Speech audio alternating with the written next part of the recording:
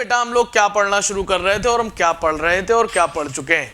कल हमने endomembrane system का काम शुरू किया था और माइटोकॉन्ड्रिया पढ़ा दिया था।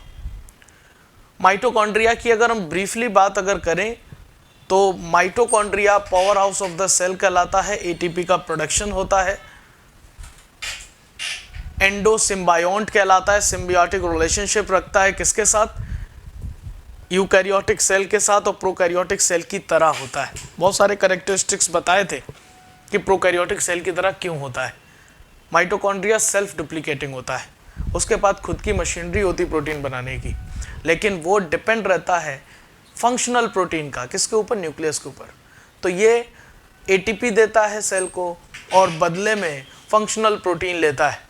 तो सिम्बियोसिस रिलेशनशिप बोलते हैं, ऑक्सीडेशन रिएक्शंस होती हैं, ऑक्सीडेटिव सेल ऑर्गेनेल बोलते हैं। हमने कल आपको बताया था। और ये माइटोकॉन्ड्रिया के बारे में एक बात और तुम्हें बताते हैं, वो यहाँ पर यूज नहीं होगी, लेकिन एक बात सुन लो। माइटोकॉन्ड्रिया अगर आप बात करें, ये जो माइटोकॉन्ड्रिया की एक चीज बताने जा रहे हैं, साइटोप्लाज्म की एक चीज बताना जा रहे हैं, जो साइटोप्लाज्म में माइटोकॉन्ड्रिया पाया जाता है, इसका यूज होगा जेनेटिक्स में। जब पेडिग्री एनालिसिस कर रहे होगे तो वहां पे जाके उसका यूज मिलेगा। अब वो क्यों माइटोकॉन्ड्रिया में बता रहे हैं उससे रिलेट करना जब मैं वहां पे बताऊंगा तो एक बार फिर से समझ आएगा। आप मुझे बताइए, जब आपने रिप्रोडक्शन पढ़ा होगा, चूंकि 11th में आपको नहीं पता है बहुत सारे लोग, तो जिन्हें भी पता है उन्हें यह पता है कि एग और स्पर्म, जब ह्यूमन रिप्रोडक्शन पढ़ाया होगा, हमने हमसे पढ़ा है या फिर नहीं भी पढ़ा है फिर भी हम बता रहे हैं, एग के पास सारी चीजें होती हैं, सारे सेल ऑर्गेनेल, न्यूक्लियस, एवरीथिंग, लेकिन स्पर्म साइज में छोटा होता है और स्पर्म सिर्फ उस एग को मतलब कंट्रीब्यूट करता है, सिर्फ सेंट्रियोल देता है और देता है अपना न्यूक्लियस। सिर्फ दो ही चीजें देता है। स्पर्म मतलब मेल गैमीट, फीमेल गैमीट को मतलब स्पर्म एग को सिर्फ अपना न्यूक्लियस और सेंट्रियोल देता है ह्यूमन के केस में। और आपको पता होना चाहिए कि सेंट्रियोल भैया सेल डिवीजन में हेल्प करता है। और जब आप ह्यूमन का रिप्रोडक्शन पढ़ेंगे तो हम वहां पर बताएंगे आपको कि सेंट्रियोल ना होने की वजह से सेकेंडरी oocyte अपनी मेटाफेज सेकेंड स्टेज में रुक जाती। और जब ये स्पर्म अपना सेंट्रियोल देता है तो पहले वो एग बनता है और तुरंत वही फर्टिलाइज हो जाता है, मतलब फर्टिलाइज्ड एग होता है, मतलब स्पर्म के सेंट्रियोल से आगे का फर्दर डिवीजन होता है। तो कहने का मतलब यह है कि अगर पीढ़ी दर पीढ़ी कोई चीज जा रही है, अगर एक जनरेशन से दूसरे जनरेशन जा रही है, तो भैया स्पर्म ने सिर्फ अपना न्यूक्लियस दिया और दिया सेंट्रियोल। लेकिन बताइए कि मदर के एग के पास सारे सेल ऑर्गेनेल थे। तो बताइए जाइगोट में जो भी सेल ऑर्गेनेल होगा, स्पेशली माइटोकॉन्ड्रिया, मदर का होगा फादर का होगा? बोलो बेटा किसका होगा? मदर का होगा। माइटोकॉन्ड्रिया किसका? और माइटोकॉन्ड्रिया के अंदर अपना डीएनए, अरे बोलो ना, अपनी प्रोटीन सिंथेसाइजिंग मशीनरी। तो इसका मतलब वो जो माइटोकॉन्ड्रिया है मदर से किस में जा रहा है? आगे जा रहा है जनरेशन में। तो अगर उसके डीएनए में कोई फॉल्ट होगा, माइटोकॉन्ड्रियल डीएनए में अगर कोई फॉल्ट होगा तो एक बीमारी हो जाएगी, माइटोकॉन्ड्रियल डिजीज हो जाएंगी। और ये माइटोकॉन्ड्रियल डिजीज, चूंकि माइटोकॉन्ड्रिया साइटोप्लाज्म पाया जाता है, तो इसी को हम माइटोकॉन्ड्रियल इनहेरिटेंस या साइटोप्लाज्मिक इनहेरिटेंस बोलते हैं। माइटोकॉन्ड्रियल इनहेरिटेंस या साइटोप्लाज्मिक इनहेरिटेंस बोलते हैं, जो सिर्फ मदर से आगे मतलब जाएगी, मदर से ही आगे जनरेशन में जाएगी। तो ये माइटोकॉन्ड्रिया की बात है कि माइटोकॉन्ड्रिया जो है ना सिर्फ मदर से मिलता है। किससे मिलता है? मदर से मिलता है और आगे जनरेशन में जाता है। ठीक, और आगे की बात हम जो है ना आगे बताएंगे। और इस तरीके के माइटोकॉन्ड्रिया के एक जनरेशन से अगले जनरेशन में जाना साइटोप्लाज्मिक इनहेरिटेंस कहलाता है। क्या कहलाता है? Cytoplasmic inheritance. ये बात हमने सिर्फ बता दी, मैं लिखाऊंगा नहीं। जब जेनेटिक्स पढ़ाएंगे ना तो वहां पे याद दिलवाएंगे। जब आप डिजीजेस को देख रहे होंगे, डोमिनेंट होगा, रेसेसिव होगा, ऑटोसोमल होगा, या फिर सेक्स लिंक्ड होगा, वाई लिंक्ड होगा, जब कोई आंसर नहीं मिलेगा तो एक बीमारी होगी साइटोप्लाज्मिक इनहेरिटेंस की, एक होगी माइटोकॉन्ड्रियल इनहेरिटेंस की। आपको कोई जवाब नहीं मिलेगा। और अगर कोई भी बीमारी मदर से सारे बच्चों में आ रही है और कोई भी डिजीज जो हमने नाम दिया, कोई भी करेक्टर नहीं है, तो आंसर आता है साइटोप्लाज्मिक इनहेरिटेंस। बहुत जबरदस्त क्वेश्चन बनता है, बहुत अच्छा क्वेश्चन बनता है। अब आप कहोगे सर पढ़ाते रहते तो पढ़ाए तो सेल रहे थे, बात कर रहे हैं जेनेटिक्स की, रिलेटेड है बेटा। जो लोग मुझसे ये बोलते हैं कि ज्यादा पढ़ा देते हैं, तो बेटा एक बात को याद रखना, हम एक सिंगल पॉइंट ज्यादा नहीं बोलते। माइटोकॉन्ड्रिया को सिर्फ एनसीईआरटी के बिहाफ पर यहां पर इतना हम इस वजह से नहीं बोल रहे क्योंकि माइटोकॉन्ड्रिया जहां जहां पूरी बायोलॉजी में यूज होता है, मैं सब एक जगह बताता हूं। और ऐसा नहीं है कि सिर्फ एक जगह बता के खत्म कर देता हूं। अब जब भी आप मतलब जाके रेस्पिरेशन पढ़ोगे तो हम माइटोकॉन्ड्रिया को दोबारा से बोलेंगे और आपको वो सुनी सुनी बातें याद दिलाएंगे, आपको अच्छा लगेगा। या तो हम एक ही बार वहां पर जाके बताएं और यहां वाला यहां बता दे, तो आपको अच्छा लगेगा, थोड़ा कोर्स लगेगा, अच्छा लगेगा, मजा आएगा। लॉलीपॉप नहीं देना आता भाई मुझे, क्लियर कट, कड़वी बात बोलता हूं, साफ बोलूंगा, कान पकड़ूंगा, तेजी से पकड़ूंगा, एक ही बार पकड़ूंगा, ठीक, बार बार नहीं पकड़ूंगा। आज जो हमने एंडोमेम्ब्रेन सिस्टम में बात करने जा रहे हैं वो है प्लास्टिड की। प्लास्टिड की जब हम बात करेंगे तो हम यहां पर बात करेंगे क्लोरोप्लास्ट की। तो इसका मतलब यह समझ लेना, chloroplast comes under the cell biology and cytology and also found in the photosynthesis, क्योंकि इसी क्लोरोप्लास्ट का काम फोटोसिंथेसिस है। तो जब फोटोसिंथेसिस पढ़ रहा होगा तो भैया आ जाएगा आपका प्लास्टिड, क्लोरोप्लास्ट। सारी बातें यहां पे एक बार सुन लो, फोटोसिंथेसिस जाके बस उसे रिवाइज करो, सब कुछ एकदम आईने की तरह क्लियर। जैसे कल हमने माइटोकॉन्ड्रिया के फंक्शन में हमने बताया था, 3 एरोबिक रेस्पिरेशन में हेल्प करता है, 3 स्टेप में होती है, चाहते तो हम उसे आउट कर देते, हमने नहीं करी। क्यों? क्योंकि आपको याद होना चाहिए माइटोकॉन्ड्रियल फंक्शन एरोबिक रेस्पिरेशन होता है, इतना रटा हुआ नहीं गए। एरोबिक रेस्पिरेशन 3 स्टेप में होता है, पहला ग्लाइकोलिसिस, दूसरा बोलो क्रेब्स साइकिल, तीसरा बोलो ईटीएस। हमने यह भी बताया साइटोप्लाज्म में होती है ग्लाइकोलिसिस, माइटोकॉन्ड्रियल मैट्रिक्स में होती है क्रेब्स साइकिल, और उसके अलावा ईटीएस होती है इनर मेम्ब्रेन ऑफ माइटोकॉन्ड्रिया। हमने वहां पर उसके एंजाइम भी लिखा दिए थे। जब ईटीएस जाके पढ़ोगे तो उन एंजाइम को दोबारा से बताऊंगा। जब क्रेब्स साइकिल पढ़ोगे तो वहां के एंजाइम वहां बताऊंगा, और हम बताएंगे देखो कहां पाए जा रहे थे, हमने वहां पे बताया है। तो हमारा रिवीजन हो रहा होगा, अच्छा लगेगा, यकीन मानो अच्छा लगेगा। ठीक है, चलो अब हम बात कर रहे हैं, सर रिपीट कर दीजिए एक बार, क्या हमने तो कुछ बताया नहीं? अच्छा, माइटोकॉन्ड्रियल इनहेरिटेंस नहीं, वो तो सिर्फ हमने कहा कि मदर से ही माइटोकॉन्ड्रिया मतलब जो है ना आगे जनरेशन में जाते हैं, तो माइटोकॉन्ड्रियल इनहेरिटेंस या साइटोप्लाज्मिक इनहेरिटेंस होता है बेटा मंतशा, है ना। और वो जो है मतलब जो है ना माइटोकॉन्ड्रियल इनहेरिटेंस कहलाता है, वो हम जेनेटिक्स में जाके पढ़ेंगे। ठीक बेटा, कुछ ऐसी डिजीज भी होंगी जो माइटोकॉन्ड्रियल डीएनए में डिफेक्ट की वजह से होती हैं, ठीक, उसे हम नाम देते हैं लेबर्स ऑप्टिक न्यूरोपैथी।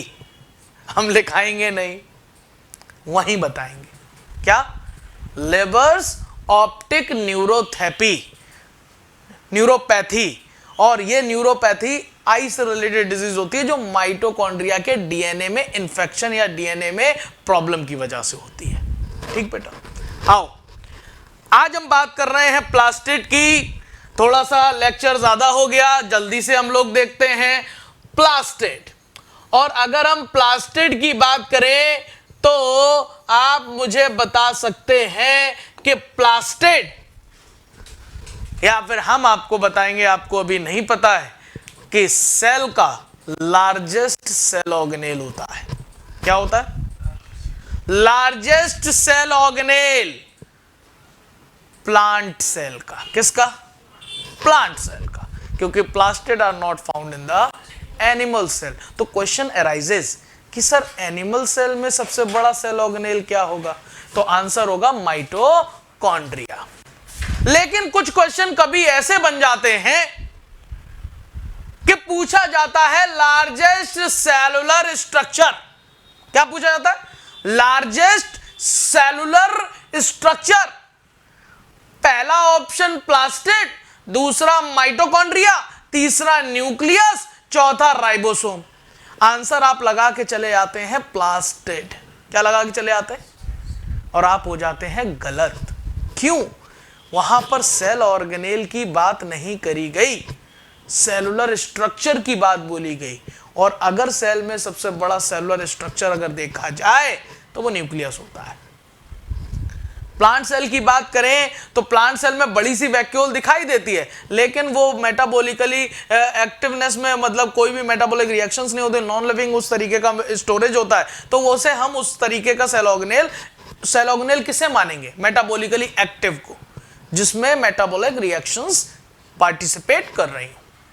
ठीक, तो प्लास्टिड के बारे में बात करें तो लार्जेस्ट सेल ऑर्गेनेल है in the plant cell, so easily observed in the microscope, जो कि इजिली ऑब्जर्व हो सकता है माइक्रोस्कोप में। तो हम यहीं पर एक बात यहां पर लिख लो कि बट इन एनिमल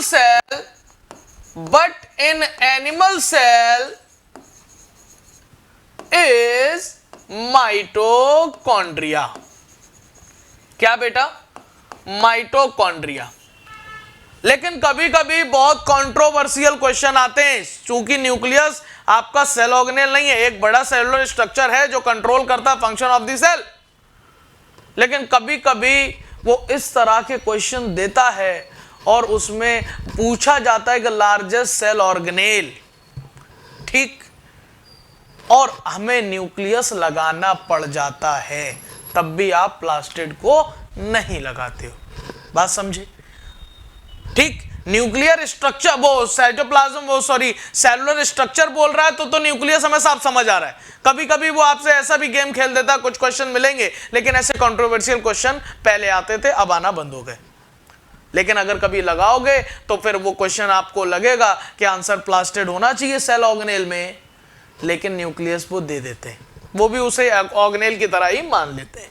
सारी बातें हम एक बार बता दे रहे हैं आपको किस तरह से क्वेश्चंस हो सकते हैं। ठीक बेटा, आगे क्या लिखा हुआ है? Plastid are restricted to plants. Plastid सिर्फ प्लांट्स में पाए जाते हैं। और एंड यूग्लिनोइड्स, जब आप यूग्लिना पढ़ेंगे, Euglena is the connecting link between animal and plant. कुछ कैरेक्टर एनिमल के भी होंगे, कुछ कैरेक्टर किसके होंगे? प्लांट के।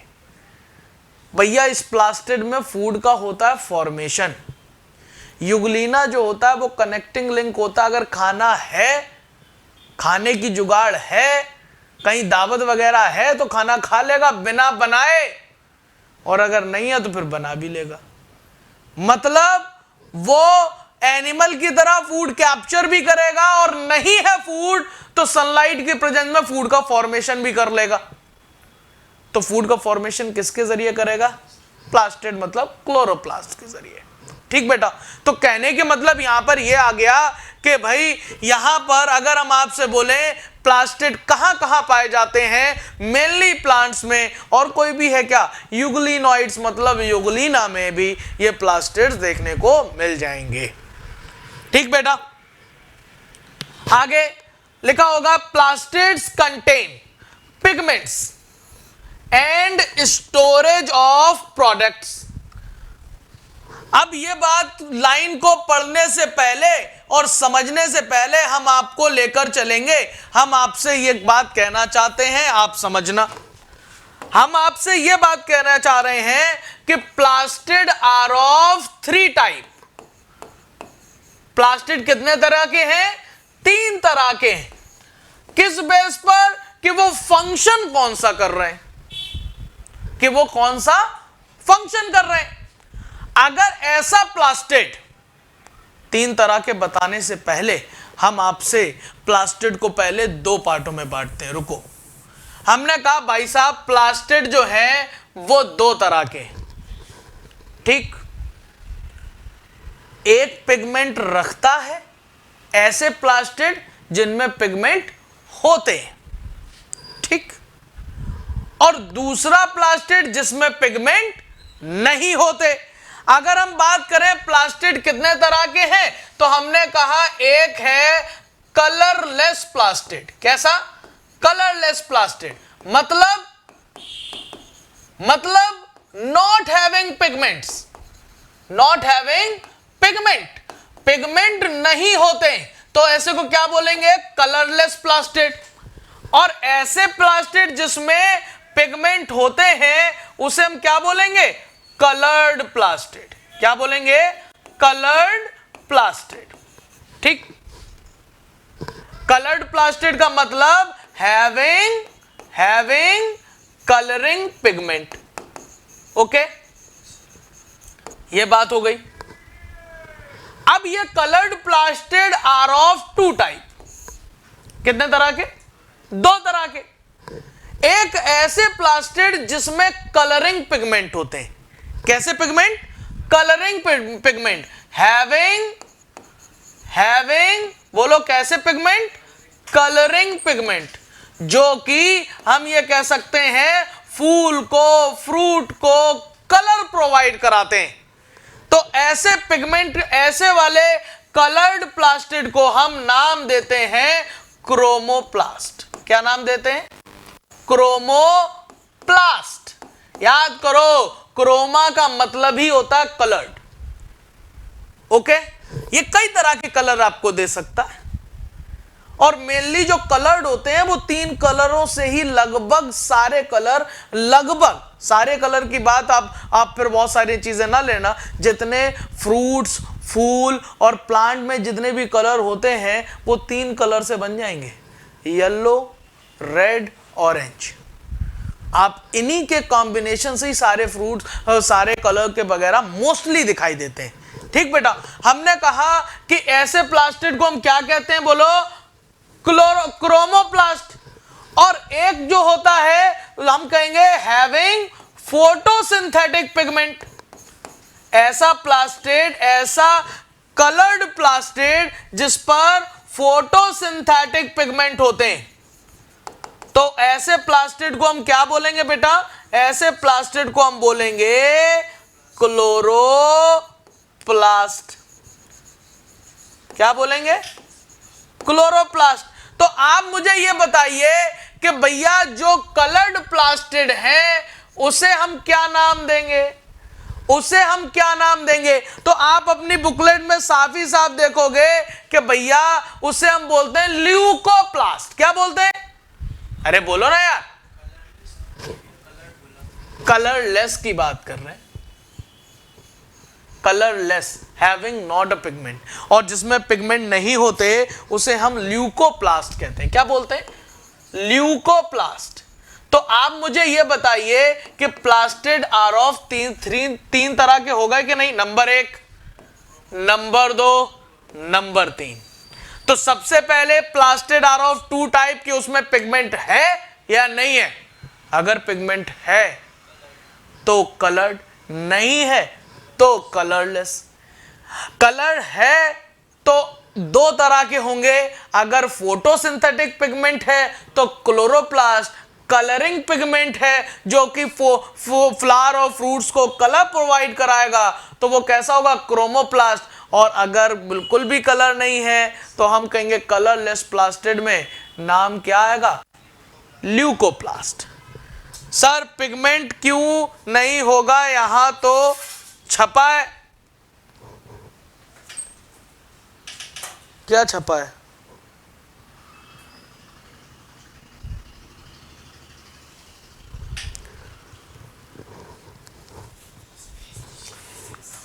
लिखा हुआ है बेटा, लिखने की जरूरत नहीं है।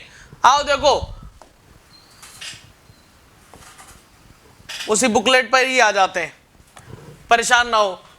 देखो यहां पर लिखा हुआ है प्लास्टिड कंटेन पिगमेंट्स। प्लास्टिड ऐसे होते हैं जो पिगमेंट को रखते हैं एंड स्टोरेज। अगर हम पिगमेंट वालों को देखें तो पिगमेंट वाले दो तरह के हो गए, एक हो गया क्रोमोप्लास्ट और एक क्या हो गया, क्लोरोप्लास्ट। क्या हो गया बेटा, क्रोमोप्लास्ट और क्लोरोप्लास्ट। ये वाले कैसे पिगमेंट रखेंगे, कलरिंग पिगमेंट। ये क्लोरोप्लास्ट कैसे रखेंगे, फोटोसिंथेटिक पिगमेंट। और जबकि स्टोरेज वाले प्लास्टिड कहलाए जाएंगे ल्यूकोप्लास्ट। तो आप मुझे बताइए कितने तरह के हो गए आपके प्लास्टिड। अगली पेज पर जाएं तो हमने आपको लिखा हुआ है, आप गौर करना, आपकी बुकलेट पर ये आ गया होगा। Plastid are of two main types. कितने तरीके के, दो मेन टाइप हैं, एक कलरलेस प्लास्टिड और एक कलर्ड प्लास्टिड।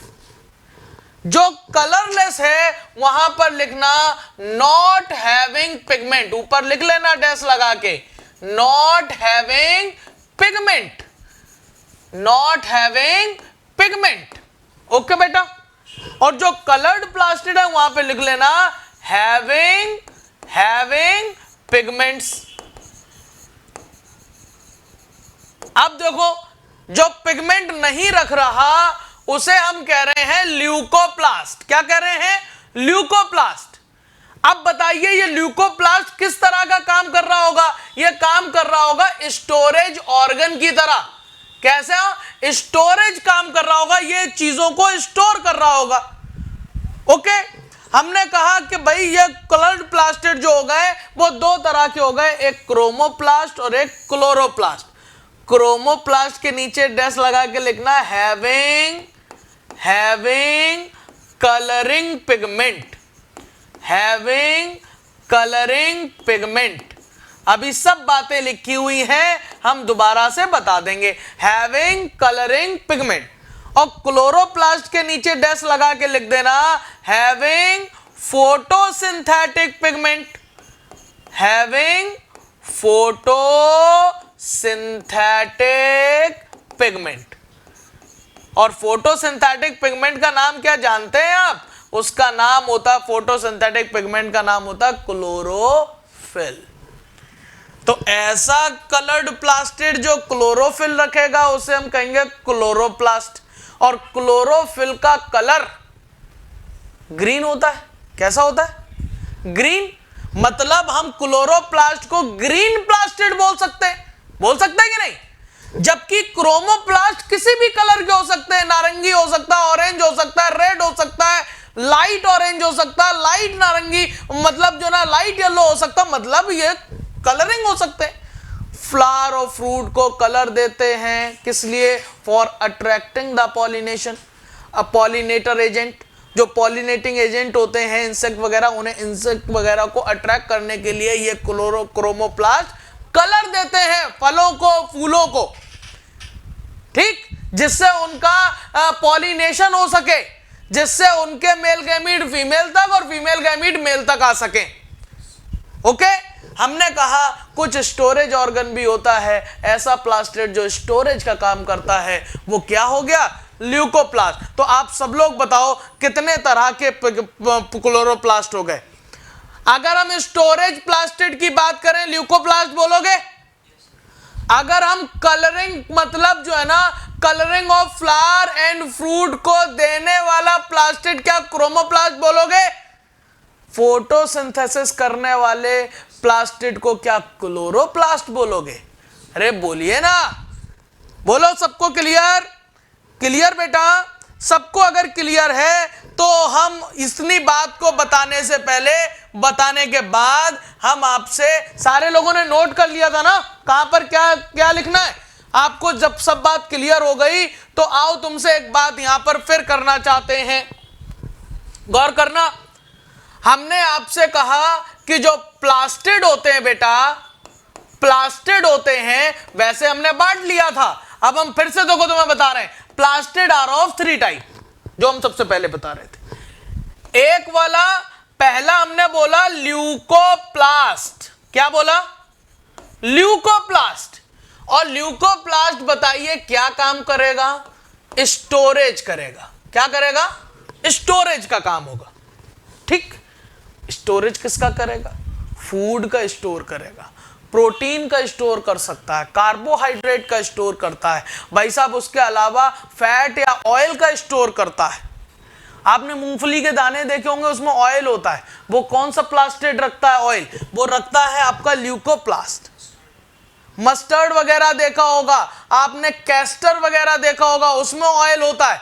ठीक, तो यह किसका? प्लास्टिड। प्लास्टिड में स्टोरेज होता है ना। हमने आपसे कहा कि अगर आप बात करें वहां पर, जैसे आपने देखा होगा बहुत सारे आलू वगैरह हो गए, है ना, आपने शकरकंद देखी होगी, आपने बहुत सारी चीजें होंगी, उसमें जो स्टोरेज किसका है? कार्बोहाइड्रेट, स्टार्च वगैरह का। कौन कर रहा होगा? मेनली सेल के अंदर सेल ऑर्गेनेल। बोलो कौन सा? प्लास्टिड। ओके बेटा। फिर हमने कहा कि भाई साहब आपने देखा होगा वो दालें देखी होंगी, दालें आपने मक्का वगैरह देखी होगी, उसमें प्रोटीन पाई जाती है। प्रोटीन पाई जाती है तो प्रोटीन कहां होती है? सेल के अंदर, सेल ऑर्गेनेल। वो भी प्लास्टिड। कौन सा प्लास्टिड? ल्यूकोप्लास्ट। उनके भी नाम बदल जाते हैं, अभी हम बताएंगे, है ना। अभी आप समझो स्टोरेज वाला प्लास्टिड कौन सा? ल्यूकोप्लास्ट। दूसरा बोलो क्रोमोप्लास्ट। देखो सारी बातें आप समझ के चलेंगे तो बड़ा अच्छा लगेगा। क्रोमोप्लास्ट क्या? कलर देगा। क्या देगा? कलर देगा। किसे? Colour of flower and fruit. Flower और फ्रूट को कलर देगा। और तीसरा प्लास्टिड हो गया क्लोरोप्लास्ट। क्या? क्लोरोप्लास्ट। और क्लोरोप्लास्ट क्या करेगा? Perform the function of photosynthesis. और इसके पास कौन सा पिगमेंट होगा? क्लोरोप्लास्ट। सॉरी, पिगमेंट होगा क्लोरोफिल, और ये कहलाएगा क्लोरोप्लास्ट। क्या यहां तक बात सबको क्लियर? यहां तक बात सबको clear? Plastid, leucoplast, chromoplast, chloroplast, क्या अंतर? सब एकदम क्लियर? एकदम सबको क्लियर? अगर क्लियर हो गया है तो चलो आओ तुम्हें इसका फॉर्मेशन बताते हैं। बहुत गौर से समझना कि भैया जब सबसे पहले सेल में जो प्लास्टिड होता है वो प्रिमिटिव या फिर हम कहेंगे इनएक्टिव प्लास्टिड होता है। सबसे पहले कैसा होता है? प्रोप्लास्टिड बोलते हैं, इनएक्टिव प्लास्टिड। गौर करना, ठीक। और इसी प्लास्टिड, प्रोप्लास्टिड से बनता है प्लास्टिड। गौर करना, अभी ये प्लास्टिड कैसा होगा? एक्टिव होगा, है ना। और इस प्लास्टिड से ही सारे प्लास्टिड बन जाएंगे। हमने कितने बताए? 3। बोलो क्या? ल्यूकोप्लास्ट। फिर हमने क्या बताया? क्रोमोप्लास्ट। फिर हमने क्या बताया? क्लोरोप्लास्ट। मतलब कहने की बात यही है कि शुरुआत का एक ही प्लास्टिड के फंक्शन बांट दिए गए। जाओ तुम स्टोरेज करोगे, ल्यूकोप्लास्ट लोग तुम्हें जानेंगे। जाओ तुम फूल और पत्तियों को, फ्रूट्स को कलर दोगे, लोग तुम्हें क्रोमोप्लास्ट के नाम से जानेंगे। जाओ तुम फोटोसिंथेसिस करो और लोग तुम्हें क्लोरोप्लास्ट के नाम से जानेंगे। ठीक। और एक खास बात और, एक ही बाप की औलादें हैं ये, है ना। और जब ये बाप ये आगे के क्लोरोप्लास्ट, ये जो प्लास्टिड जो है ना, उसका फॉर्मेशन नहीं कर पाता और प्लांट को जरूरत होती है तो आपस में इंटर कन्वर्टेबल होते हैं। मतलब क्या? कि ये ल्यूकोप्लास्ट क्रोमोप्लास्ट में भी बदल सकता है और क्रोमोप्लास्ट यस काम करने पर ये आपस में कैसे होते हैं? इंटरचेंज होते हैं।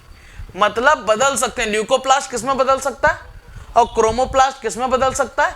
जब तक प्लांट को काम है कलरिंग वगैरह का, कर लिया, चलो तुम अब स्टोरेज करो, ल्यूकोप्लास्ट में बदल गए, है ना भाई। और गौर करो, ये क्रोमोप्लास्ट किसमें? भैया क्लोरोप्लास्ट बदल सकता है किसमें? क्रोमोप्लास्ट में। ये ग्रीन प्लास्टिड कलर्ड प्लास्टिड में बदल जाएगा। लेकिन एक बात याद रखना, कभी भी क्रोमोप्लास्ट क्लोरोप्लास्ट में नहीं बदलता है।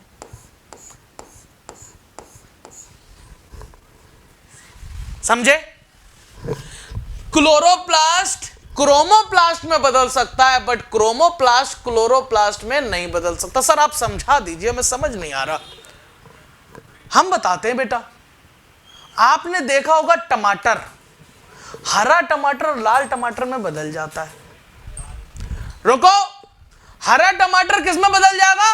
लाल टमाटर में। मतलब क्या है? क्लोरोप्लास्ट बदल रहा होगा किसमें? क्रोमोप्लास्ट में। क्या कभी लाल टमाटर हरा होते देखे हो? नहीं। हरी मिर्च लाल मिर्च में बदल जाती है, देखा है? क्या लाल मिर्च को हरा होते देखे हो? नहीं। बात समझ रहे हो? ऑल आर प्लास्टेड कैसे होते हैं? इंटरचेंजेबल या इंटर कन्वर्टेबल। बट कौन सा प्लास्टेड इंटर कन्वर्टेबल नहीं होता? तो आप कहोगे क्लोरोप्लास्ट कभी क्रोमोप्लास्ट में, क्लोरोप्लास्ट क्रोमोप्लास्ट में बदल सकता है, बट नहीं, क्रोमोप्लास्ट कभी क्लोरोप्लास्ट में नहीं बदल सकता। बात सबको क्लियर? बात सबको क्लियर? यहीं पर अगर आप भूल जाओ तो लिख लेना, हरा टमाटर लाल हो सकता है, हरा लाल हो सकता है क्या? टमाटर। बट लाल हरा नहीं हो सकता है। ठीक? क्लोरोप्लास्ट क्रोमोप्लास्ट में बदल सकता है, लेकिन क्रोमोप्लास्ट क्लोरोप्लास्ट में नहीं बदल सकता।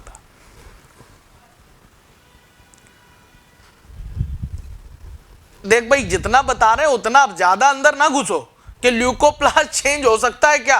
भैया हमने कहा सब इंटर कन्वर्टेबल है, सब इंटर कन्वर्टेबल है, लेकिन ये वाला पॉसिबिलिटी नहीं है। ओके बेटा? हाँ, इससे ही सारे क्वेश्चन निकल जाएंगे। अब ज्यादा दिमाग मत लगाना, नोट करो ये वाला बात नोट कर लो, ये वाली बात नोट करो। और यहां पे एक हेडिंग डाल लेना, फॉर्मेशन ऑफ प्लास्टेड।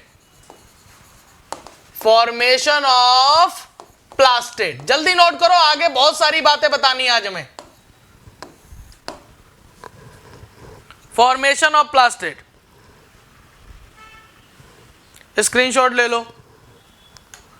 मतलब इतनी साफ चीजें भी स्क्रीनशॉट में नहीं दिख रही क्या बेटा? अपूर्वा मिश्रा, क्रोमो क्यों नहीं चेंज होता? भैया नहीं बदल सकता। कलर्ड चीजें दोबारा से क्लोरोप्लास्ट में नहीं बदल सकती। एक बार क्लोरोफिल मतलब हट गया वहां से तो दोबारा नहीं बना सकते। वो स्पेशल पिगमेंट होता है क्लोरोफिल जो फोटोसिंथेसिस करता है।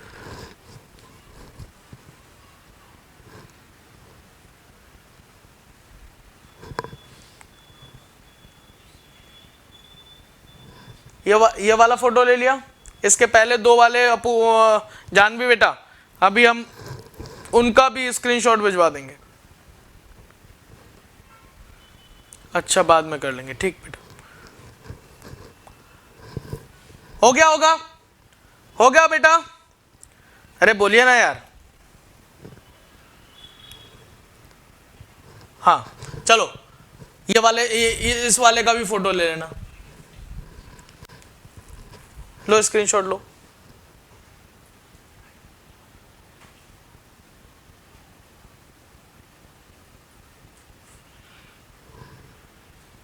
काट दो,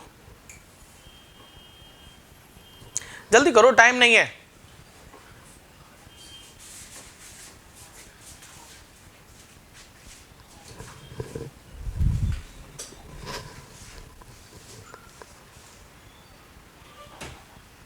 चलो आओ अपनी बुकलेट पर पहुंचते हैं। बुकलेट पर क्या लिखा हुआ है, आओ वाली बातें भी कंप्लीट कर लें। हम लोगों ने प्लास्टिड के बारे में बात कर ली, 3 तरह के हो गए, अब हम उसके बारे में भी बात कर लिए। आइए अब एक एक प्लास्टिड को जल्दी से निगाह मारते हैं। जो हम लोग पढ़े हैं क्या वही है। पहला वाला ल्यूकोप्लास्ट है, और ल्यूकोप्लास्ट को आप जानते हैं एक ऐसा प्लास्टिड जो स्टोरेज की तरह काम करता है। सबसे पहले लिखा है दीज आर ओवल शेप का हो सकता है, स्फेरिकल हो सकता है और रॉड लाइक हो सकता है और फिलामेंटस भी हो सकता है। जैसा भाई सेल को इजी पड़ेगा उसी तरह के वो स्टोरेज ऑर्गन को बना लेगा। आगे क्या लिखा हुआ है, found in storage organ. Storage organ में ऐसे प्लास्टिड पाए जाते हैं जैसे कि ट्यूबर्स। अभी जब मार्फोलॉजी पढ़ोगे तो ट्यूबर्स के एग्जांपल में पोटैटो आता है, जैसे कि फ्रूट्स में ये आपके स्टोरेज प्लास्टिड होते हैं। राइजोम जिसमें जिंजर आती है, अंडरग्राउंड स्टेम होते हैं। ये मार्फोलॉजी पढ़ोगे तो आपको क्लियर कट समझ आएगा। अभी आप समझना, स्टोरेज ऑर्गन में स्टोरेज के लिए प्लास्टिड यूज होते हैं। उन प्लास्टिड का नाम ल्यूकोप्लास्ट होता है। That are mostly not expose to sunlight. और ऐसे प्लास्टिड होते हैं ये डायरेक्ट सनलाइट में एक्सपोज नहीं होते हैं ज्यादातर केस में। यहां पर लिखा क्या, ज्यादातर केस में। Okay, mostly. आगे क्या लिखा, not having any type of pigment. ये बात मैं बता चुका हूं, ल्यूकोप्लास्ट में किसी तरह का कोई भी पिगमेंट नहीं होता, but performs the function of storage of the substance. किसी भी तरीके का कलरिंग पिगमेंट या पिगमेंट नहीं होता है, इसका काम होता है स्टोरेज। अंडरलाइन कर लेना, बात समझ आ गई होगी। और ये ल्यूकोप्लास्ट जो है, याद रखना, ये ल्यूकोप्लास्ट 3 तरह के होते हैं। कितने तरह के, बोलो ना भाई, कितने तरह के? आप कहोगे फिर ये याद करने वाली बात आ गई। अबे नालायको, फूड भी मेनली 3 तरह का होता है। मेनली बोला, हम लोग खाने में या तो प्रोटीन खाते हैं, फैट खाते हैं, कार्बोहाइड्रेट खाते हैं, है ना। तो कहोगे विटामिन मिनरल्स, तो हम कहेंगे भाई ये वो बहुत सारी चीजें बताओगे तो हम कहेंगे मेनली उसमें क्या है। मेनली उसमें क्या, 3 ही चीजें हो सकती हैं, प्रोटीन, कार्बोहाइड्रेट और फैट। तो आप बताओ, ऐसा स्टोरेज ल्यूकोप्लास्ट जो एमाइलो मतलब कार्बोहाइड्रेट, ऐसा ल्यूकोप्लास्ट जो कार्बोहाइड्रेट को स्टोर करेगा उसे हम एमाइलोप्लास्ट बोलेंगे। एग्जाम्पल के तौर पर पोटैटो लिखा हुआ है, ठीक। दूसरा इलायोप्लास्ट, ऐसा भैया ल्यूकोप्लास्ट जो स्टोर करे ऑयल को और फैट को। जैसे एग्जाम्पल के तौर पर यहां पर लिख लेना ग्राउंड नट, आपको समझ आ जाएगा कि भैया वहां पर ऑयल स्टोर कौन कर रहा है, वहां पर ऑयल स्टोर कर रहा है ल्यूकोप्लास्ट में भी उसका क्या नाम है, इलायोप्लास्ट। और ऐसा ल्यूकोप्लास्ट जो स्टोर कर रहा है क्या, प्रोटीन, तो ऐसे को हम कहते हैं एल्यूरोप्लास्ट। जब आप सीड पढ़ोगे, जब व्हीट का सीड पढ़ाएंगे, मक्का का सीड पढ़ाएंगे, तो वहां पे बताएंगे एक लेयर होती है जिसे हम एल्यूरोन लेयर कहते हैं। वो बताइए, एल्यूरोन लेयर होती है प्रोटीनेशियस नेचर की, उसी के नाम पर इस ल्यूकोप्लास्ट का नाम क्या रखा गया, एल्यूरोप्लास्ट। बताइए एग्जाम्पल के तौर पर आप लिख लो पल्सेस एंड मेज में आपको स्पेशली हम जब मार्फोलॉजी पढ़ाएंगे तब आपको ये बात बताई जाएगी, ठीक बेटा। बोलिए बेटा, कितने तरह के ल्यूकोप्लास्ट? अगर भैया कार्बोहाइड्रेट स्टोर करे तो बोलो, अगर वो फैट स्टोर करे तो बोलो, और अगर वो प्रोटीन स्टोर करे तो बोलो। ओके बेटा, आगे अगर इस बात को आप समझ गए हो, एग्जाम्पल बोलो। यहां पर पोटैटो बा एग्जाम्पल एक हो गया, आपको यहां पर ग्राउंड नट और यहां पर पल्सेस और बोलो भैया मक्का वगैरह, ठीक है। चले, अब हम दूसरा प्लास्टिड पढ़ने जा रहे हैं। प्लास्टिड का दूसरे का नाम क्या है बेटा, क्रोमोप्लास्ट। क्या बेटा, क्रोमोप्लास्ट। बताओ पिगमेंट होगा या नहीं होगा, होगा। कौन सा पिगमेंट, कलरिंग पिगमेंट या फोटोसिंथेटिक पिगमेंट, कलरिंग पिगमेंट। तो हमने कहा दे आर कलर्ड प्लास्टिड, इन्हें हम क्या कहते हैं, coloured plastid, containing mainly yellow, red, orange pigment. Mainly कितने पिगमेंट हैं, येलो, रेड, ऑरेंज। अगर आप प्लांट्स में मोस्टली अगर फ्लावर फ्रूट को मेजर करो तो लगभग इन्हीं तीनों के कलर के कॉम्बिनेशन में वो दिखाई देते हैं, ठीक बेटा। अगर हम यहां पर बात करें तो यहां पर कौन कौन से पिगमेंट होते हैं, यहां पर ऊपर की तरफ जहां पर लिख लेना, ये नाम कहलाता है कैरोटिनॉइड। क्या कहलाया जाता है, कैरोटिनॉइड। और कैरोटिनॉइड में दो लोग होते हैं। कितने लोग? दो।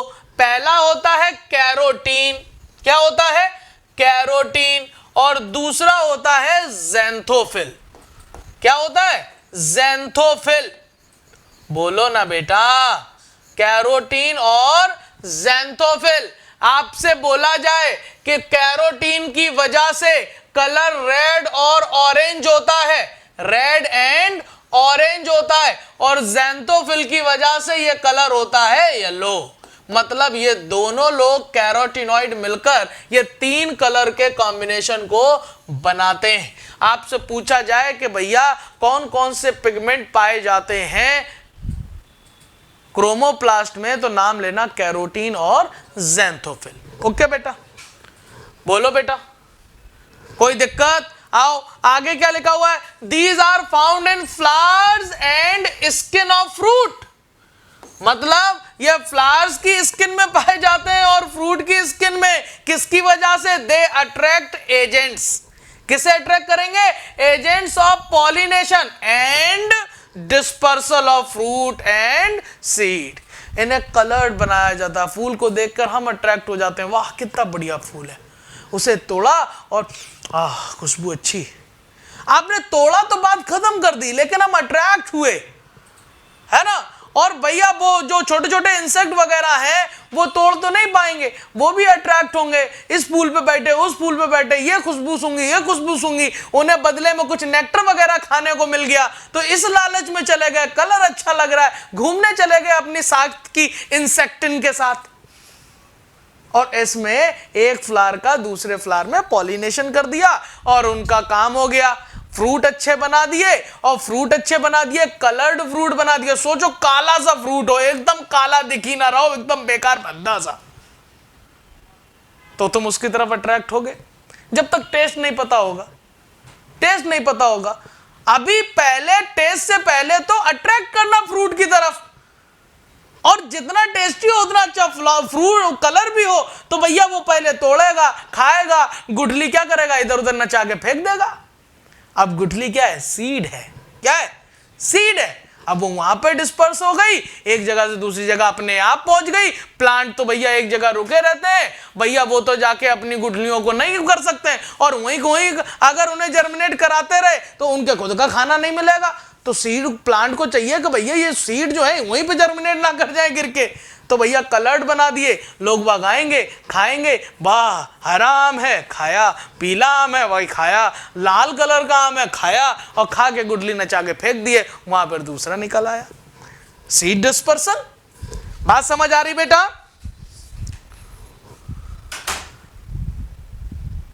हाँ सर, जामुन तो ब्लैक होते हैं, तो क्या हुआ? होते हैं। टेस्ट पता है ना, हम लोग उनकी तरफ अट्रैक्ट होते हैं। अभी टेस्ट ना पता हो, कोई अचानक से मतलब कोई फ्रूट दे दिया जाए, 3 फ्रूट दे दिया जाए जिन्हें तुमने कभी ना चखा है ना कभी देखा है, अब सोचो किसकी तरफ ज्यादा अट्रैक्ट होगे? जो ज्यादा कलर में तुम्हें अच्छा लगेगा बेटा, ये वाली बात है। अब तो तुम ऐसे कलर वाले फूड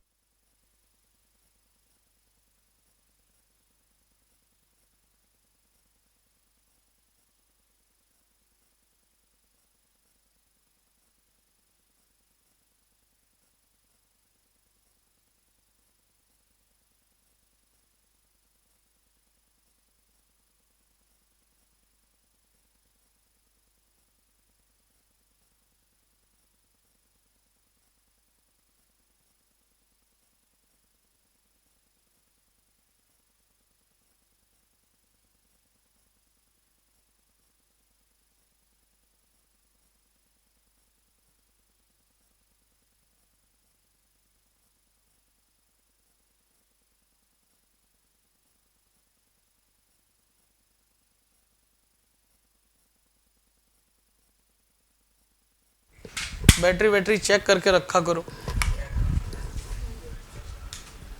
म्यूट नहीं कर दिया बेटा, बैटरी लो हो गई थी, मेरी नहीं, माइक की। चलें आगे।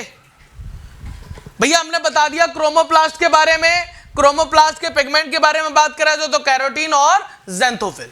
ठीक बेटा, कौन से मेनली कलर होते हैं? रेड, ऑरेंज और येलो। हमने आपसे बात करा क्रोमोप्लास्ट जो होते हैं वो किस लिए कलर देते हैं भैया, प्लांट की रिक्वायरमेंट होती है अट्रैक्टिंग द पॉलिनेटर्स एंड मतलब हम कहेंगे सेक्सुअल रिप्रोडक्शन के बिहाफ पर और सीड के डिस्पर्सल के बिहाफ पर, है ना बात को।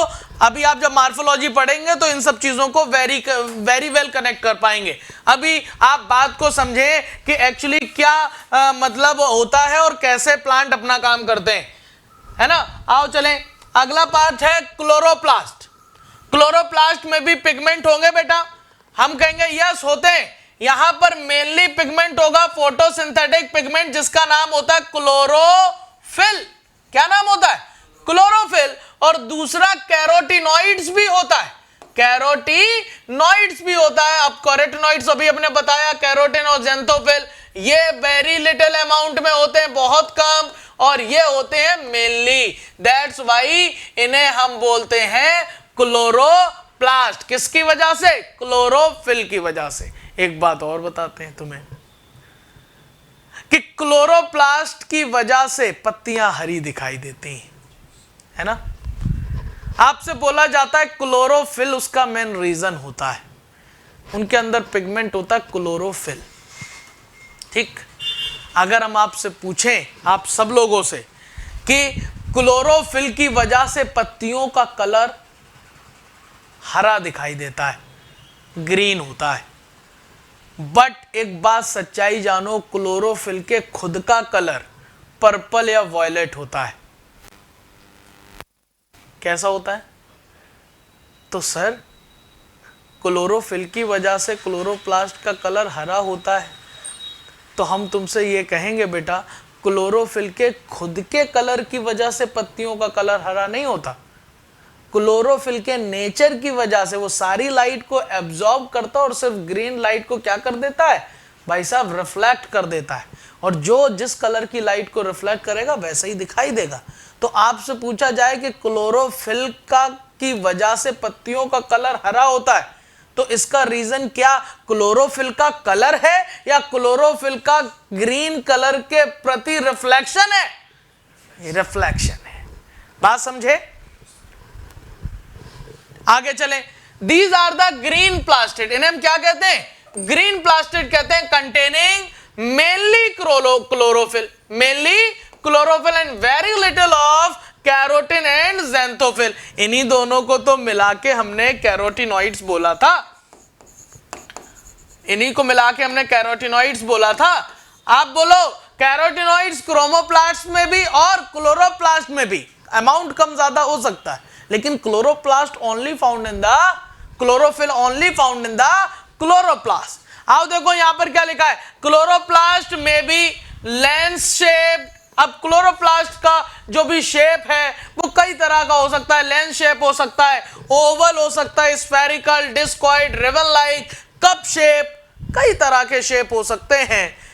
और भाई साहब पहले आपको, अभी तो आप सही हो गए हैं, पहले हर शेप को एग्जाम्पल याद रखना पड़ता था, जैसे cup shaped chloroplast found in the chlamydomonas, spiral shape chloroplast found in the spirogyra, है ना। ऐसे बहुत सारे एग्जाम्पल याद रखने पड़ते थे, लेकिन अब ऐसा नहीं है। आपको सिर्फ शेप याद रखनी है कि भाई कौन कौन सी शेप का हो सकता है, एग्जाम्पल डजंट मैटर। अब नहीं पूछा जाता आदर्श भाई, आपको मैंने इसी वजह से बता दिया। ठीक बेटा, बोलिए बेटा, हम लोग क्या तीनों प्लास्टिड के बारे में जान गए? पहला प्लास्टिड बोलो, ल्यूकोप्लास्ट स्टोरेज के लिए, दूसरा कलरिंग के लिए, तीसरा किसके लिए? फोटोसिंथेसिस के लिए। आपस में इंटरकन्वर्टेबल होते हैं क्या? क्रोमोप्लास्ट क्लोरोप्लास्ट में बदल सकता है? नहीं, लेकिन क्लोरोप्लास्ट क्रोमोप्लास्ट में बदल सकता है। क्या ल्यूकोप्लास्ट क्रोमोप्लास्ट में बदल सकता है? क्या क्रोमोप्लास्ट ल्यूकोप्लास्ट में बदल सकता है? यस। क्या बात क्लियर? सर बायोलॉजी में सिलेबस रिड्यूस नहीं हुआ है, बहुत मारेंगे तुम्हें हम सादिया, बहुत पिटोगे तुम, कसम से बहुत पिटोगे बेटा। जो भी कोर्स रिड्यूस हुआ है सादिया बेटा, कोई भी जो कोर्स रिड्यूस हुआ है वो अभी तक सिर्फ और सिर्फ बोर्ड्स वालों के लिए ही ये बात करी गई है जो 11th एंड 12th पढ़ रहे हैं। जो उन्होंने कोर्स कम किया है। लेकिन नीट के लिए ऐसी अभी कोई एनटीए की न्यूज़ नहीं है कि कोर्स रिड्यूस हुआ है। लेकिन एक चांस मान सकते हैं, एक ये मान सकते हैं कि चूंकि हम लोगों के पास टाइम कम है, जिस तरह से सीबीएसई ने अपना कोर्स कम किया है बोर्ड्स के लिए, हो सकता है, नॉट कंफर्म अभी तक, हो सकता है नीट भी अपना कोर्स रिड्यूस कर दे। बात समझ रहे हैं? कर दिया अच्छी बात है, नहीं अभी तक ऐसी कोई ऑफिशियल न्यूज़ एनटीए के थ्रू नहीं है। लेकिन जो मतलब जो ना सर ने बताया है कि कोर्स रिड्यूस हो सकता है, ये भी बात बिल्कुल सही है कि हो सकता है, लेकिन अभी तक जो मेरे पास 100% न्यूज़ नहीं है तो हम नहीं कह सकते, है ना। दूसरी बात, ये तब क्लियर होगा जब एनटीए अपना प्रोस्पेक्टस देगी, और वो देती है जब फॉर्म आता है नवंबर के आसपास, है ना। तो तब तक हम वो वाला कोर्स पढ़ेंगे जो सीबीएसई ने रिड्यूस किया हुआ है, हम उस तरीके से, और सेल में कुछ रिड्यूस नहीं हुआ है, सबसे पहली बात, है ना। तो हम लोग वो कोर्स तब तक पढ़ेंगे जो रिडक्शन के हिसाब से। अगर एनटीए ने बोला कुछ रिड्यूस होगा तो हम सिर्फ उतना ही पढ़ेंगे, नहीं हुआ तो फिर बाद में उसे पूरा कर देंगे। बात समझे?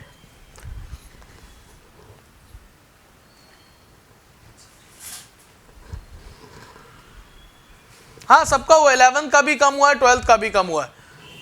हाँ हाँ, देखो बेटा, डाली है, आशीष सर ने भी डाली है, अरुण सर ने भी डाली है, वो सही मतलब कह रहे हैं, वो उनका एक्सपेक्टेशन है कि भैया देखो पेपर एनसीईआरटी से ही बनता है ना। और एनसीईआरटी से जब पेपर बनता है तो अगर हम बात करें मतलब सीबीएसई वालों ने अपने बोर्ड के लिए कम कर दिया। एक्चुअली हमें यह भी समझना पड़ेगा कि जो सीबीएसई है और जो एनटीए है ये अलग ऑर्गेनाइजेशन है। सीबीएसई अपना अलग बोर्ड है और एनटीए एक टेस्टिंग एजेंसी है, इनके बीच कोई लिंक नहीं है। वो बात अलग है कि भाई गवर्नमेंट इसमें अपना इंटरफेरेंस दे और ये कहे कि नहीं बच्चों के पास टाइम कम है तो एनटीए अपना कोर्स रिड्यूस करने के बारे में सोचे, और अगर उसने ऐसा सोचा तो वो उसी तरीके से रिड्यूस करेगा जिस तरीके से सीबीएसई ने किया है।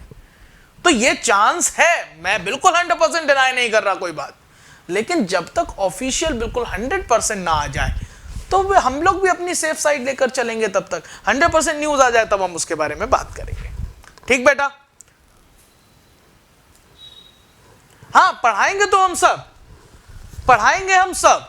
अभी शुरुआत में चूंकि दिमाग में ये चल रहा है कि कम कर दिया तो क्यों ज्यादा पढ़ें, तो हम शुरुआत में ऐसा करेंगे कि वही वाले चीजें पढ़ाएंगे जो रिड्यूस के हिसाब से हैं, और फिर बाद में नवंबर तक देख लेंगे, अच्छा ठीक है यार नहीं हुआ है तो फिर जो छूटी हुई चीजें फिर से कर देंगे। वैसे बायोलॉजी में मतलब जो ना 11th में ठीक ठाक रिड्यूस हुआ है। प्लांट फिजियोलॉजी में सिर्फ 2 चैप्टर रखे हैं उन्होंने, फोटोसिंथेसिस और रेस्पिरेशन। बड़ा मजा आएगा। मेरा मन कर रहा है कि इस सेल को पढ़ाने के बाद सीधे प्लांट फिजियोलॉजी में फोटोसिंथेसिस और रेस्पिरेशन पढ़ा दें, क्योंकि फोटोसिंथेसिस पढ़ा देंगे तो आपको क्लोरोप्लास्ट अभी तुरंत पढ़ा है, और अगर रेस्पिरेशन पढ़ा देंगे तो माइटोकॉन्ड्रिया तुरंत पढ़ा है, अच्छा लगेगा, और हमारी प्लांट फिजियोलॉजी भी मजे मजे में खत्म हो जाएगी, एक हेडेक खत्म हो जाएगी। बड़े बड़े चैप्टर हैं। फिर बाद में अगर वो बात करेंगे भी तो मिनरल न्यूट्रिशन छोटा चैप्टर 2 लेक्चर में खत्म होता है। आपका जो हार्मोन वाला चैप्टर है 3 या 4 लेक्चर में खत्म होता है। ट्रांसपोर्ट इन प्लांट थोड़ा सा ज़्यादा लेता है, 5 से 6 लेक्चर या 7 लेक्चर लेगा। तो वो जो है ना 3 चैप्टर खत्म करें, फिर बाद में अगर होना होगा तो हम करा देंगे। ठीक बेटा? तो हम ऐसे ही करेंगे। हमने प्लान बनाया है कि भाई अभी तब तक सेल को पढ़ाने के बाद हम प्लांट फिजियोलॉजी उठा लेंगे, जिसमें फोटोसिंथेसिस और रेस्पिरेशन कोर्स के हिसाब से पढ़ा देंगे। अभी अगर कोर्स रिड्यूस हो गया तो हम लोगों को रिवीजन का बेस्ट टाइम मिलेगा, है ना, और हम लोग रिवाइज करेंगे तब तक उतना ही उतना बढ़िया से। ऑफलाइन नवंबर में होगा, ये नहीं पता बेटा कि ऑफलाइन नवंबर में होगा कब होगा। ये मोदी जी से डायरेक्ट मुझे फ़ोन नहीं करते, सबसे गलत बात ये है। मुझे फ़ोन करके पहले बताएं मोदी जी कि कब रिड्यूस करेंगे, है ना, और कब मतलब जो ना ये चालू करेंगे। ये सारी बातें बताते नहीं है ना, ये गलत बात है। हमसे फ़ोन, हमें भी अपना नंबर नहीं देते और ना खुद फ़ोन करते हैं, गलत बात है। जब वो हमें फ़ोन करेंगे हम आपको बताएंगे, है ना। हाँ, तब तक हम लोग पढ़ते हैं, बस फ़ोन नंबर ले लीजिए। देखो, हम में और मोदी जी में एक ही खास बात है, जानते क्या? ना उनके पास मेरा नंबर है ना उनका मेरे पास, एक खास बात है ना, लेकिन जानते हम दोनों एक दूसरे को हैं। आइए तीसरा हम बात कर रहे हैं क्लोरोप्लास्ट की, और तीसरा प्लास्टिड क्लोरोप्लास्ट। और क्लोरोप्लास्ट के बारे में हम आपको बता चुके हैं। हमने कहा कि बताइए क्लोरोप्लास्ट को थोड़ा सा डिटेल में पढ़ना है, मैं थोड़ा सा नहीं, अच्छा खासा डिटेल में पढ़ना है। ठीक बेटा, क्लोरोप्लास्ट की अगर हम बात करें तो क्लोरोप्लास्ट आप बताइए, पता है आपको लार्जेस्ट सेल ऑर्गेनेल होता है इन द प्लांट सेल, कोई बात बताने की जरूरत नहीं है, ये बात मैं बता चुका हूं। Chloroplast also known as green plastid, किसकी वजह से? क्लोरोफिल की वजह से। इसे ही हम ऑटोप्लास्ट कहते हैं, और यही में हम आपसे कह सकते हैं क्लोरोप्लास्ट ही सिंथेसिस करता है फूड की ड्यूरिंग द फोटोसिंथेसिस। और जहां पर फूड बनता है बेटा घर में, उसे हम किचन कहते हैं। क्या कहते हैं? तो आपसे पूछा जाए फोटो क्लोरोप्लास्ट को और क्या बोल सकते हो आप? बोल दो किचन ऑफ द सेल। याद आ रहा होगा, हमने बहुत सारे ऐसे नाम बताए, बहुत सारे ऐसे नाम बताएं। मेम्ब्रेन फैक्ट्री बोला होगा, प्रोसेसिंग प्लांट बोला होगा, traffic police of the cell बोला होगा, हमने आपको सेलुलर स्कैवेंजर बोला होगा, हमने सफाई कर्मी ऑफ द सेल बोला होगा, हमने गोदाम ऑफ द सेल बोला होगा, हमने suicidal bag of the cell बोला होगा, बोला कि नहीं? Power house of the cell बोला होगा, है ना? वैसे ही हम लोग बोल रहे हैं किचन ऑफ द सेल। ठीक बेटा, आगे चले। Found in the photosynthetic part, chloroplast कहां पाया जाएगा? फोटोसिंथेटिक पार्ट में। भैया सीधी सी बात है, जहां फोटोसिंथेसिस होगी ऑफ द प्लांट। जैसे कि मेन फोटोसिंथेसिस होती है पत्तियों में, और पत्तियों की स्पेशल सेल में जिसका नाम होता है मेसोफिल सेल। अब गौर करना, फोटोसिंथेसिस अगर हम बोलें मेनली अगर ऑर्गन लेवल पर, किस लेवल पर? ऑर्गन लेवल पर, तो आप कहोगे कहां होता है? लीफ पर होता है। कहां होता है? सेल लेवल पर बोले तो बोलो कहां होता है? मेसोफिल सेल में। ऑर्गेनेल लेवल पर पूछें तो आप बोलना क्लोरोप्लास्ट में, और अगर पिगमेंट लेवल पर बोलो तो बोलना क्लोरोफिल में। बोलो बेटा, सारी बात क्लियर? क्लोरोप्लास्ट बोलेंगे, ना कि प्लास्टिड, है ना? हाँ पांडे, हाँ आगे। और भैया जो शुरुआती स्टेम होते हैं भैया, प्लांट जब मतलब ग्रो कर रहा होता है तो शुरुआती प्लांट का जो स्टेम होता है वो भी ग्रीन होता है। शुरुआती प्लांट में वो भी जो स्टेम होता है वो भी फोटोसिंथेसिस करता है, और ऐसे को हम बोलते हैं क्लोरेनकाइमा। जब हम आपको बताएंगे हरी भरी पैरेनकाइमा इज कॉल्ड क्लोरेनकाइमा, जब हम प्लांट टिश्यू बताएंगे तो हम कहेंगे क्लोरेनकाइमा का काम फोटोसिंथेसिस करना भी है। बात क्लियर? बोलो बेटा, बोलो बेटा। और यहीं पर हम कहेंगे ये जो क्लोरोप्लास्ट है, टर्म दिया था एक साइंटिस्ट थे, नाम है उनका शिम्पर। क्या नाम है? Schimper. Chloroplast term given by Schimper in 1885 ये भी नोट कर लो। Chloroplast term given by Schimper 1885। ठीक बेटा, बोलिए बेटा, यहां तक किसी को कोई दिक्कत बेटा? अगर दिक्कत नहीं है तो आगे की तरफ चल रहे हैं बेटा।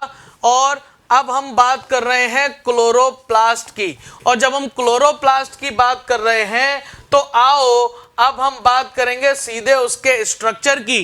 पहले हम कायदे से क्लोरोप्लास्ट का पूरा स्ट्रक्चर समझेंगे, तब हम लोग पॉइंट पढ़ेंगे। जितने भी क्वेश्चन आएंगे सबके जवाब आप लोग आराम से दोगे।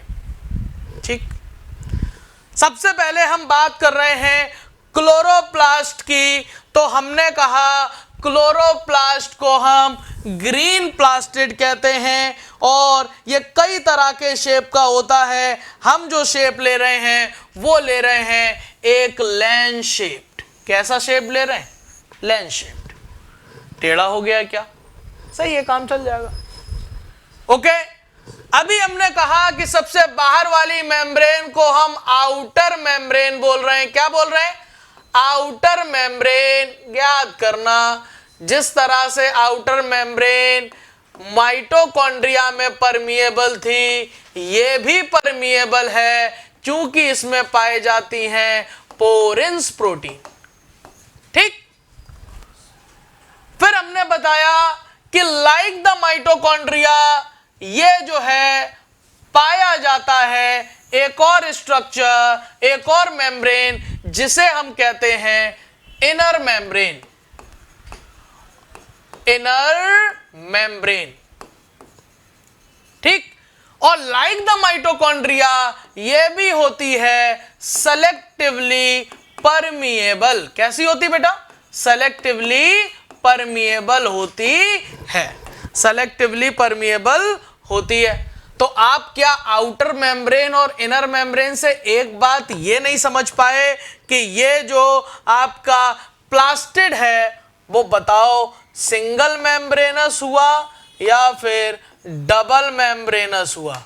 बोलो, डबल मेम्ब्रेनस हुआ।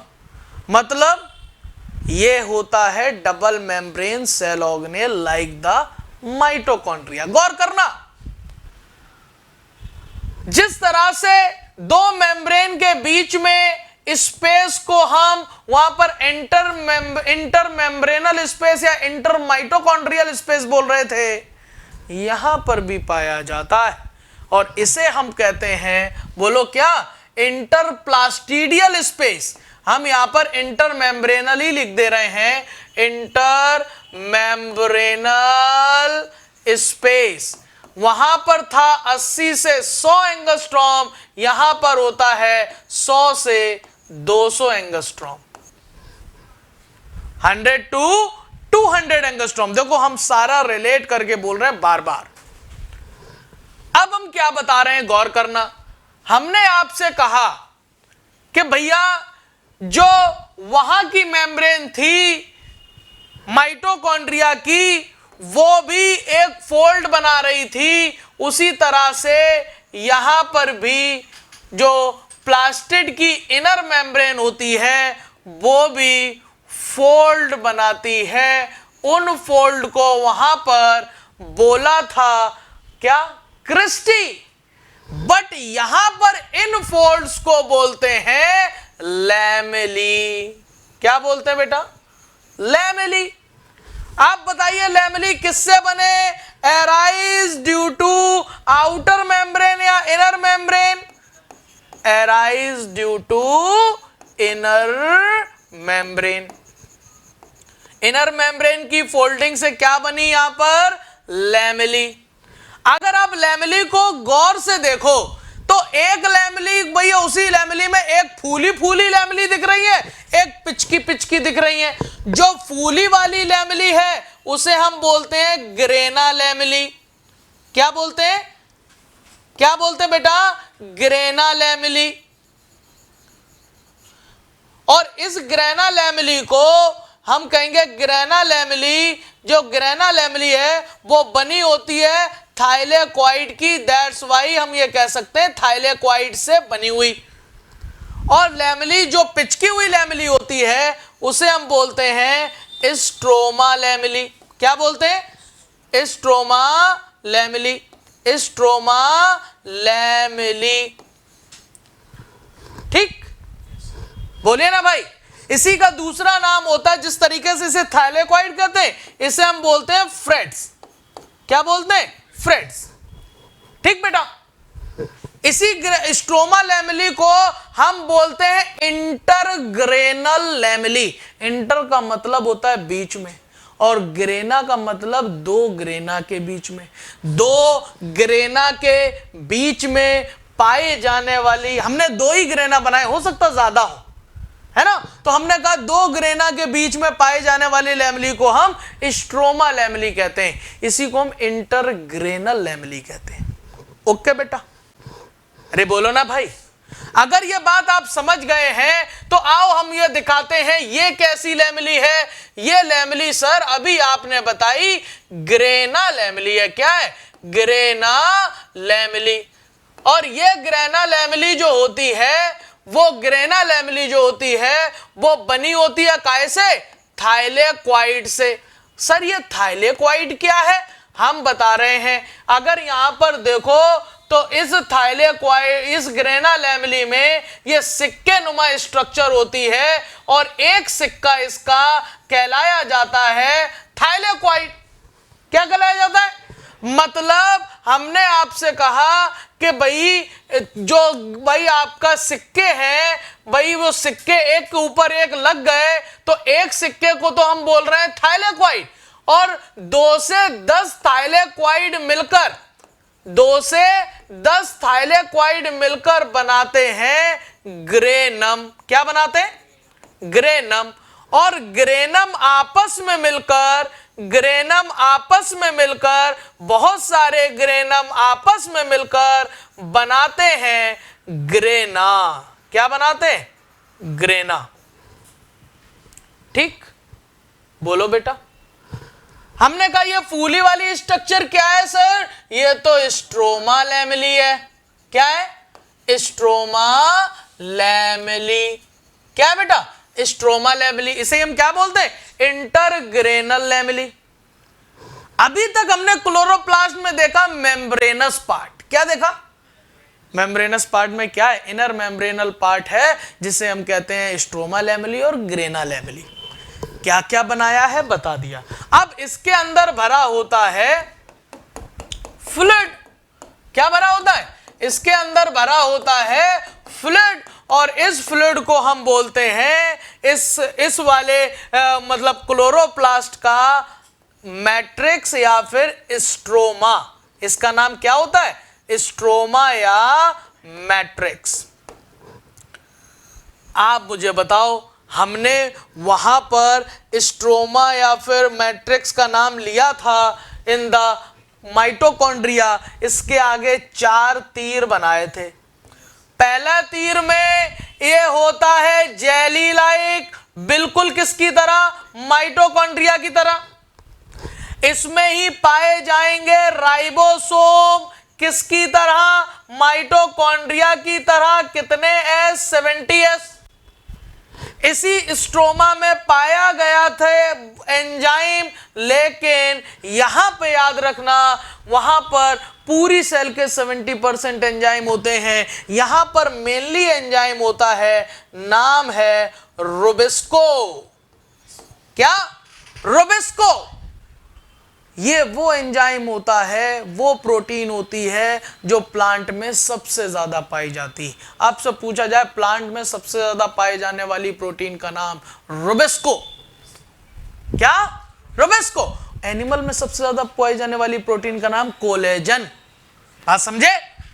तो आपसे यह पूछ लिया जाता है इस रुबिस्को के बिहाफ पर कि ऐसा सेल ऑर्गेनेल बताइए जहां पर सबसे ज्यादा प्रोटीन होती है। नाम आता है क्लोरोप्लास्ट का, क्योंकि सबसे ज्यादा पाई जाने वाली प्रोटीन एंजाइम रुबिस्को यहीं पाया जाता।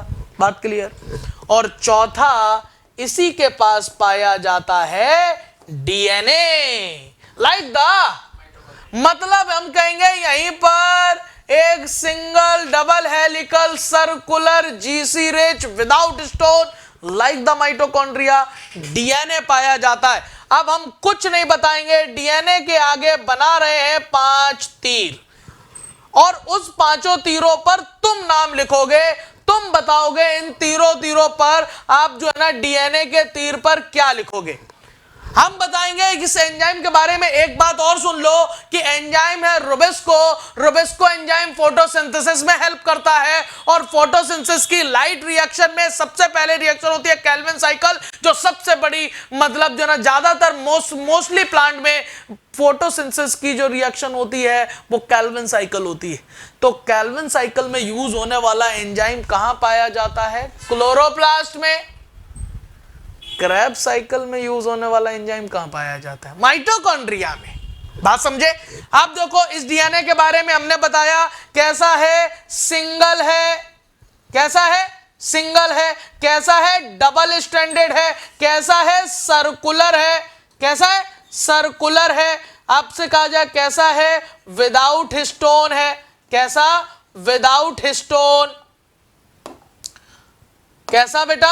Without stone. और कैसा होगा? GC rich. मतलब वो सारी बातें जो हमने आपको बताई, हमने कहा ये स्ट्रक्चर क्या बनाया, डीएनए बनाया, जगह जगह पर हम ये क्या बना रहे हैं, हमने राइबोसोम बना दिया। कितने एस का बनाया? 70s। बात क्लियर? फोटो बनाओ, स्क्रीनशॉट ले लो इसका। हाँ, बहुत सारी चीजें हम लोगों ने वो बात करी हैं जो माइटोकॉन्ड्रिया से रिलेट किया है। माइटोकॉन्ड्रिया और क्लोरोप्लास्ट, बताओ हम ये कह सकते हैं सारी बातें अभी हम माइटोकॉन्ड्रिया से रिलेट कर देंगे, बट माइटोकॉन्ड्रिया अलग परफॉर्म कर रहा है फंक्शन, क्लोरोप्लास्ट अलग कर रहा है। माइटोकॉन्ड्रिया ग्लूकोज को तोड़ रहा है जबकि क्लोरोप्लास्ट ग्लूकोज को बना रहा है। डीएनए में सिंगल क्या लिखा? Single molecule. बेटा सिंगल मॉलिक्यूल आदर्श भाई, डीएनए का सिंगल मॉलिक्यूल होता है, डबल स्टैंडर्ड होता है, सर्कुलर होता है, हेलिकल होता है, जीसी रिच होता है, विदाउट हिस्टोन होता है। यानी कि आप इसका फोटो ले लिए, तीनों प्लास्टिक के साइज में कुछ डिफरेंस होता है? बिल्कुल होता है। सबसे बड़ा भैया वही होगा जो स्टोरेज करेगा। सबसे बड़ा होता है आपका ल्यूकोप्लास्ट, उसके बाद क्रोमोप्लास्ट, सबसे छोटा ही होता है क्लोरोप्लास्ट। प्रांजल गुप्ता, एक क्वेश्चन पूछ लिया आप एक्स्ट्रा, बता दिया। साइज में अगर आपसे पूछा जाए बताओ साइज में सबसे बड़ा कौन, तो आप कहोगे ल्यूकोप्लास्ट, फिर कौन, फिर क्रोमोप्लास्ट, फिर कौन, फिर क्लोरोप्लास्ट। बात क्लियर?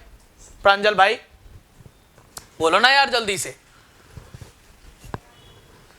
ओके, फोटो बन गया होगा। आओ देखो, गौर करना, देखो बेटे मेरी बात सुनो।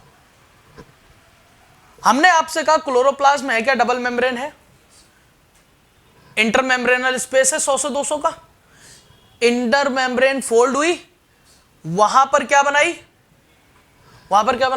वहां पर बनाई थी क्रिस्टी, यहां बनाई है lamellae. Lamellae are of two type, एक फूली हुई एक पिचकी हुई। फूली हुई ग्रेना लैमेली, पिचकी हुई स्ट्रोमा लैमेली। ठीक, ग्रेना लैमेली किससे बनी है? थाइलेकॉइड। 2 से 10 थाइलेकॉइड मिलकर क्या बनाए? ग्रेनम। और बहुत सारे ग्रेनम आपस में कनेक्ट होकर क्या बनाए? ग्रेना। ठीक, और स्ट्रोमा लैमेली कहां पाई जा रही है? स्ट्रोमा लैमेली में ऐसा ग्रेना थाइलेकॉइड जैसी कोई चीज स्ट्रक्चर नहीं है। दो ग्रेना लैमेली के बीच में पाई जाती है, इंटरग्रेनल लैमेली बोलते हैं। स्ट्रोमा पाया जाता है जिसे हम मैट्रिक्स बोलते हैं, जिसमें राइबोसोम होता है, जिसमें मतलब आपका एंजाइम होता है रुबिस्को, जो कैल्विन साइकिल में हेल्प करता है फोटोसिंथेसिस में। और हम कहेंगे डीएनए होता है। डीएनए की 5 बातें माइटोकॉन्ड्रिया की आपको कई बार बता चुके हैं। बताओ, सिंगल होता है, सर्कुलर होता है, हेलिकल होता है, डबल स्टैंडर्ड होता है, विदाउट स्टोन होता है, जीसी रिच होता है। बात क्लियर हुई या नहीं?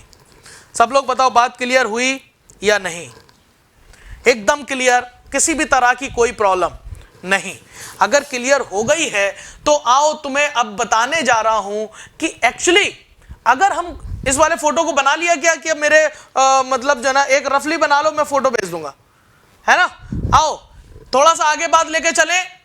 अरे बोलो ना यार, आगे लेके चल रहे हैं। चलो अब हम देखते हैं एक्चुअली हमें क्लोरोप्लास्ट में, अब देखो हम क्लोरोप्लास्ट की बात करें, गौर करना। क्लोरोप्लास्ट में एक्चुअली हमें 2 पार्ट मिले। कितने चल? एक पार्ट मिला मेम्ब्रेनल पार्ट, मिला क्या? और दूसरा पार्ट मिला मुझे फ्लूइड पार्ट, लिक्विड पार्ट। ठीक, हमने कहा मेम्ब्रेनल पार्ट को हमने क्या बोला? ग्रेना। और फ्लूइड पार्ट को हमने क्या बोला? स्ट्रोमा। कहने का मतलब यह हो गया chloroplast is equal to grana plus stroma. ठीक, बोलो बेटा।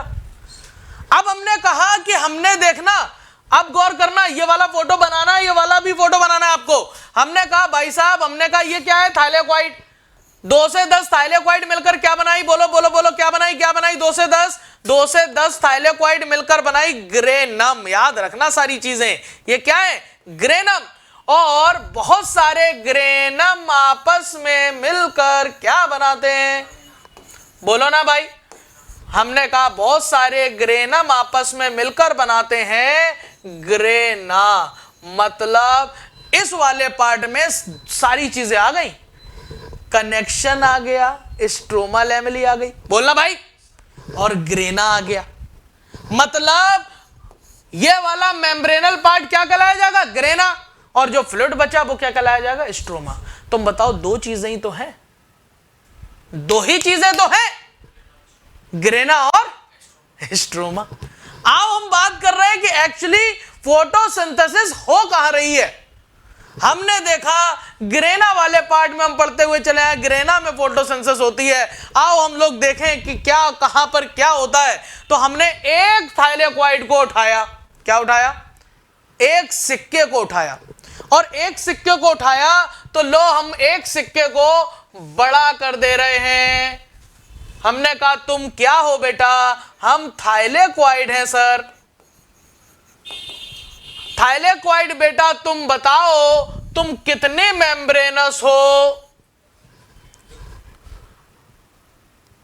तो थाइलेकोइड बोला सर हम डबल मेम्ब्रेनस नहीं है जो आपको दिख रहा है, हम सिंगल मेम्ब्रेन ही है, बट हमने मोटा करके दिखाया हुआ है।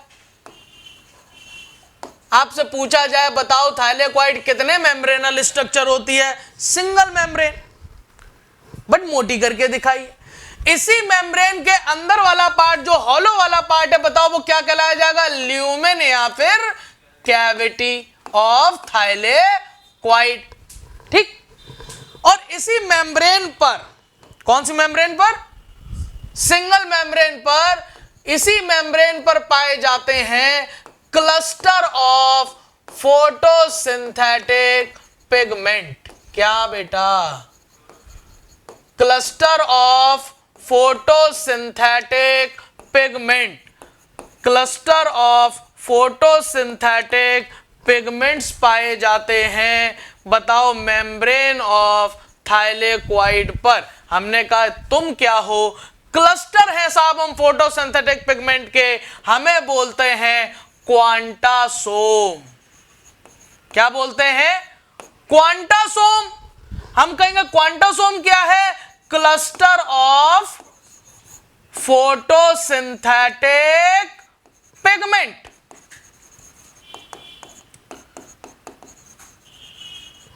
जब ये क्वांटासोम की बात कर रहे हैं तो क्वांटासोम ये कहता है कि हमारे पास 50 मॉलिक्यूल किसके हैं, कैरोटीन के। 50 मॉलिक्यूल किसके हैं, कैरोटीन के, और 230 मॉलिक्यूल या 250 मॉलिक्यूल हैं, बोलो किसके, क्लोरोफिल के। किसके, क्लोरोफिल के। और क्लोरोफिल को अगर हम बात करें तो क्लोरोफिल होते हैं दो तरह के, एक होता है क्लोरोफिल ए और एक होता है क्लोरोफिल बी। लगभग 170 मॉलिक्यूल क्लोरोफिल ए के, बचे हुए कितने, 60 मॉलिक्यूल किसके, क्लोरोफिल बी के। ये क्वांटासोम है, क्लस्टर ऑफ फोटोसिंथेटिक पिगमेंट में किसके किसके क्लस्टर हैं, क्लोरोफिल के और कैरोटीन के। याद आ रहा है, कैरोटीनॉइड और आपको क्लोरोफिल दोनों होते हैं। क्लोरोफिल दो तरह के होते हैं, क्लोरोफिल ए और क्लोरोफिल बी। ज्यादा कौन, ए, कम कौन। अभी हम बात कर रहे हैं क्लस्टर की, ओके। अभी गौर करना, लेकिन नाउअडेज अब इस टाइम इस क्वांटासोम का नाम बदल गया है, और नाउअडेज इसी क्वांटासोम को हम बोलते हैं, आप लोग भी पढ़े होंगे फोटोसिंथेसिस में, फोटोसिस्टम। क्या पढ़ते हैं, फोटोसिस्टम। पहले से क्या बोला जाता था, क्वांटासोम। अब क्या बोला जाता है, फोटोसिस्टम। और ये फोटोसिस्टम दो तरह के होते हैं, एक होता है PS1 फोटोसिस्टम 1, एक होता है PS2 फोटोसिस्टम 2। किस वजह से बांटा गया, इसका रिएक्शन सेंटर PS1 का 700 नैनोमीटर के लाइट पर काम करता है, P700 का होता है PS1, और इसका PS2 का रिएक्शन सेंटर 680 नैनोमीटर तक काम करता है, तो उसे हम कहते हैं P680 वाला PS2। अभी हम क्या बोलते हैं इसे, फोटो सिस्टम। कितने तरह के, PS1 और PS2 बताऊंगा फोटोसिंथेसिस में, याद रखना। ठीक, आप मुझे बताएं। अब एक बात पूछे, बताओ फोटोसिंथेटिक पिगमेंट थाइलेक्वाइड पर कहां पाए जाते हैं, मेम्ब्रेन पर या फिर ल्यूमेन में? मेम्ब्रेन पर या ल्यूमेन में? मेम्ब्रेन पर या ल्यूमेन में? बोलना बेटा, मेम्ब्रेन पर। तो आप मुझे बताइए, आप ही लोग, कि जो फोटोसिंथेसिस होती है ग्रेना में, ग्रेना की थाइलेक्वाइड में, उसकी मेम्ब्रेन पर होगी या ल्यूमेन में होगी? मेम्ब्रेन पर। फोटोसिंथेसिस भी कहां होगी? मेम्ब्रेन पर। ओके बेटा, अगर ये बात आप समझ गए हैं तो ये वाला फोटो बना लो। ये है थाइलेक्वाइड, और थाइलेक्वाइड के बारे में बताया हमने कि thylakoid is the cluster of photosynthetic pigment found in the membrane. और थाइलेक्वाइड की मेम्ब्रेन पर अगर फोटोसिंथेटिक पिगमेंट है तो फोटोसिंथेसिस भी कहां होगी? मेम्ब्रेन पर ही होगी।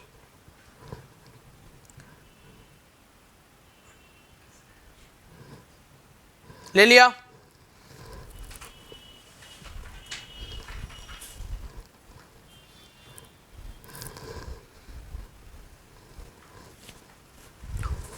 हाँ भेज देंगे बेटा, हम रोज भेज देते हैं बेटा। मेरे ग्रुप पे कनेक्ट हो कि नहीं है? सब लोग कनेक्ट है, मैं डेली भेज देता हूं।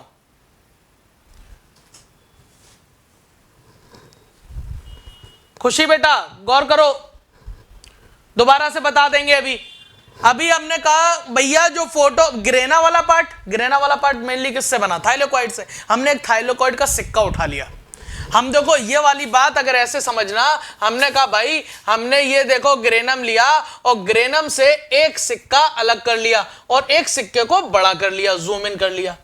और जूम इन करने के बाद अब हमने देखा कि उस सिक्के पर है क्या? एक मेम्ब्रेन है, सिंगल मेम्ब्रेन, और उसकी कैविटी है। ओके, हमने कहा इस मेम्ब्रेन पर पाए जाते हैं फोटोसिंथेटिक पिगमेंट के क्लस्टर, ढेर। उन्हें हम क्वांटासोम बोलते थे। क्वांटासोम में 50 मॉलिक्यूल कैरोटीन के और 230 मॉलिक्यूल क्लोरोफिल के, जिसमें 170 क्लोरोफिल ए और लगभग 60 मॉलिक्यूल क्लोरोफिल बी के होते हैं। ओके बेटा, अब हमने कहा कि भाई ये अब आज के दिनों में क्वांटासोम इसे नहीं बोला जाता, इसे हम बोलते हैं फोटो सिस्टम। पहले से क्वांटासोम बोला जाता था, आज इसे फोटो सिस्टम बोलते हैं। Photosystem are of two type, photosystem 1 and photosystem 2। अगर रिएक्शन सेंटर बना है P700 का तो बोलो क्या बोलेंगे? Photo system 1। और अगर रिएक्शन सेंटर बना है P680 का तो हम कहेंगे फोटो सिस्टम 2। अभी इसकी डिटेल में जानकारी फोटोसिंथेसिस में मिलेगी। ठीक, अभी आप समझो क्लोरो मतलब जो ना फोटोसिंथेटिक पिगमेंट के ढेर, यानी कि क्लोरोफिल और आपके कैरोटिनॉइड कैरोटिन के ढेर, फोटोसिंथेटिक जो पिगमेंट के ढेर हैं वो मेम्ब्रेन पर पाए जाते हैं थाइलेक्वाइड की। तो बताओ, तो बताइए फोटोसिंथेसिस भी थाइलेक्वाइड की मेम्ब्रेन पर होगी या फिर ल्यूमेन में होगी? सीधी सी बात है, मेम्ब्रेन पर होने वाली है। आप इस बात को समझ गए होंगे। आइए अब हम दो बातें तुम्हें नोट कराते हैं। 2 स्टार पॉइंट बना के नोट कराना और फिर तुम्हें हम क्वेश्चन बताएंगे और बहुत अच्छे क्वेश्चन होंगे। 2 बातें नोट करना। लिखो एक पॉइंट, पहला स्टार पॉइंट बना के, पहला स्टार पॉइंट बना के लिखो, सर बैक स्लाइड प्लीज। ये लो, जल्दी से जो कुछ करना है करो।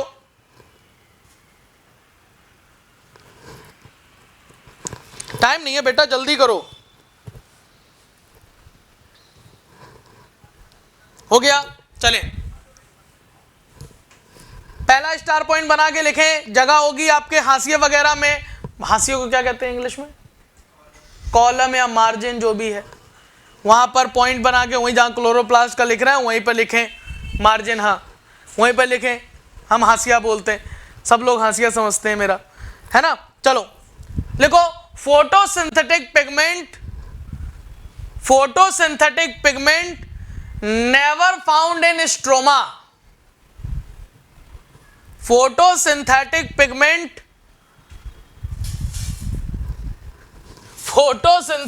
Pigment never found in stroma. पहला पॉइंट लिख लिया, मतलब ये बात समझ गए होगे कि फोटोसिंथेसिस ग्रेना में होगी, स्ट्रोमा में नहीं होगी। ओके, दूसरा पॉइंट लिखो, photosynthetic pigment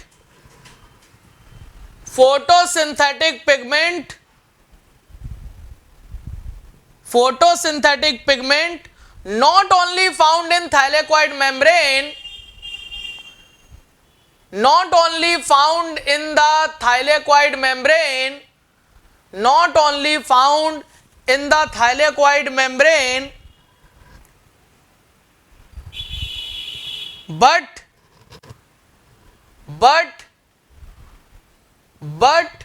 found in whole inner membrane, but found in whole inner membrane। Oblique बना के लिख लो लैमेली। इसका मतलब क्या समझे? इसका मतलब स्ट्रोमा में तो फोटोसिंथेटिक पिगमेंट नहीं पाए जाते, बट स्ट्रोमा लैमेली में पाए जाते हैं, क्योंकि lamellae are of two type, grana lamellae और स्ट्रोमा लैमेली। जहां पर आपने इनर मेम्ब्रेन लिखा है वहीं पर ऑब्लिक बना के लिख लो लैमेली। मतलब लैमेली में दोनों लैमेली आ गई, ग्रेना लैमेली और स्ट्रोमा लैमेली। और हम आपसे पूछ रहे हैं क्वेश्चन है photosynthetic pigment found in, question एक, ऑप्शन अनेक। पहला ऑप्शन ग्रेना, दूसरा ऑप्शन स्ट्रोमा, तीसरा ऑप्शन बोथ, चौथा ऑप्शन नन। बोलो जल्दी सब लोग बोलो। ये बोथ कौन बोला है? बोथ कौन बोला है? ये बोथ कौन बोला है? हद है यार, ये बोथ कौन बोल रहा है? इतने पगले आदमी हैं, नहीं सामने हुए हम तो बाल नोच के फेंक देते अभी तक। साफ साफ पहला पॉइंट लिखा है स्ट्रोमा में नहीं पाए जाते फोटोसिंथेटिक पिगमेंट, और यहां पे लिख रहे हैं बोथ। हमने बोला ग्रेना, स्ट्रोमा, बोथ, नन, तो आदमी कह रहा है बोथ। बोथ अच्छा लगता है, अपना जैसा लगता है ना, both, all, none of these एकदम पराया लगता है, भाव मारेंगे। बताओ क्या ऑप्शन होगा? ग्रेना। अगला हमने बांट दिया, लो हमने कहा यही क्वेश्चन है, और पहला ऑप्शन है थाइलेक्वाइड, दूसरा ऑप्शन है स्ट्रोमा, तीसरा ऑप्शन है बोथ, चौथा ऑप्शन है नन। अब बताओ, अब बताओ बेटा। Very good, very good, very good, ठीक। अच्छा, क्वेश्चन यही, पहला ऑप्शन ग्रेना लैमेली, दूसरा ऑप्शन स्ट्रोमा लैमेली, तीसरा ऑप्शन बोथ, चौथा ऑप्शन नन। अब बताओ।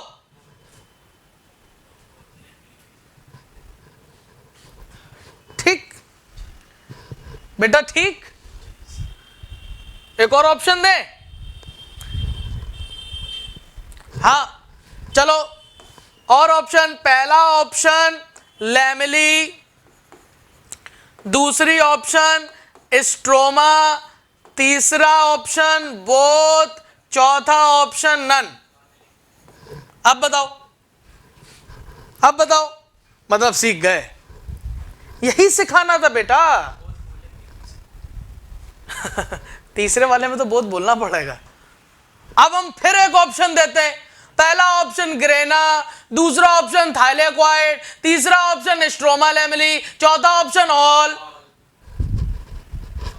बोलो बेटा, बात एकदम क्लियर। फोटोसिंथेटिक पिगमेंट को लेकर बात क्लियर। अरे बोलिए ना यार, क्वेश्चन कर पा रहे हो? कर पा रहे हो? आराम से करोगे, एकदम टेंशन लेने का नहीं। माइंड एकदम सेट रखो, सारे क्वेश्चन अब आराम से करेंगे। इसका अब धीरे धीरे जब भी हम कोई चीज पढ़ाते जाएंगे, फिर क्वेश्चन उसका ढूंढ ढूंढ के, मतलब जैसे ढूंढ ढूंढ के गोली मारी जाती है, वैसे ढूंढ ढूंढ के गोली मार देना क्लोरोप्लास्ट के क्वेश्चन को। ठीक बेटा, चले। हाँ, ले लेना भाई, स्क्रीनशॉट ले लेना इसका।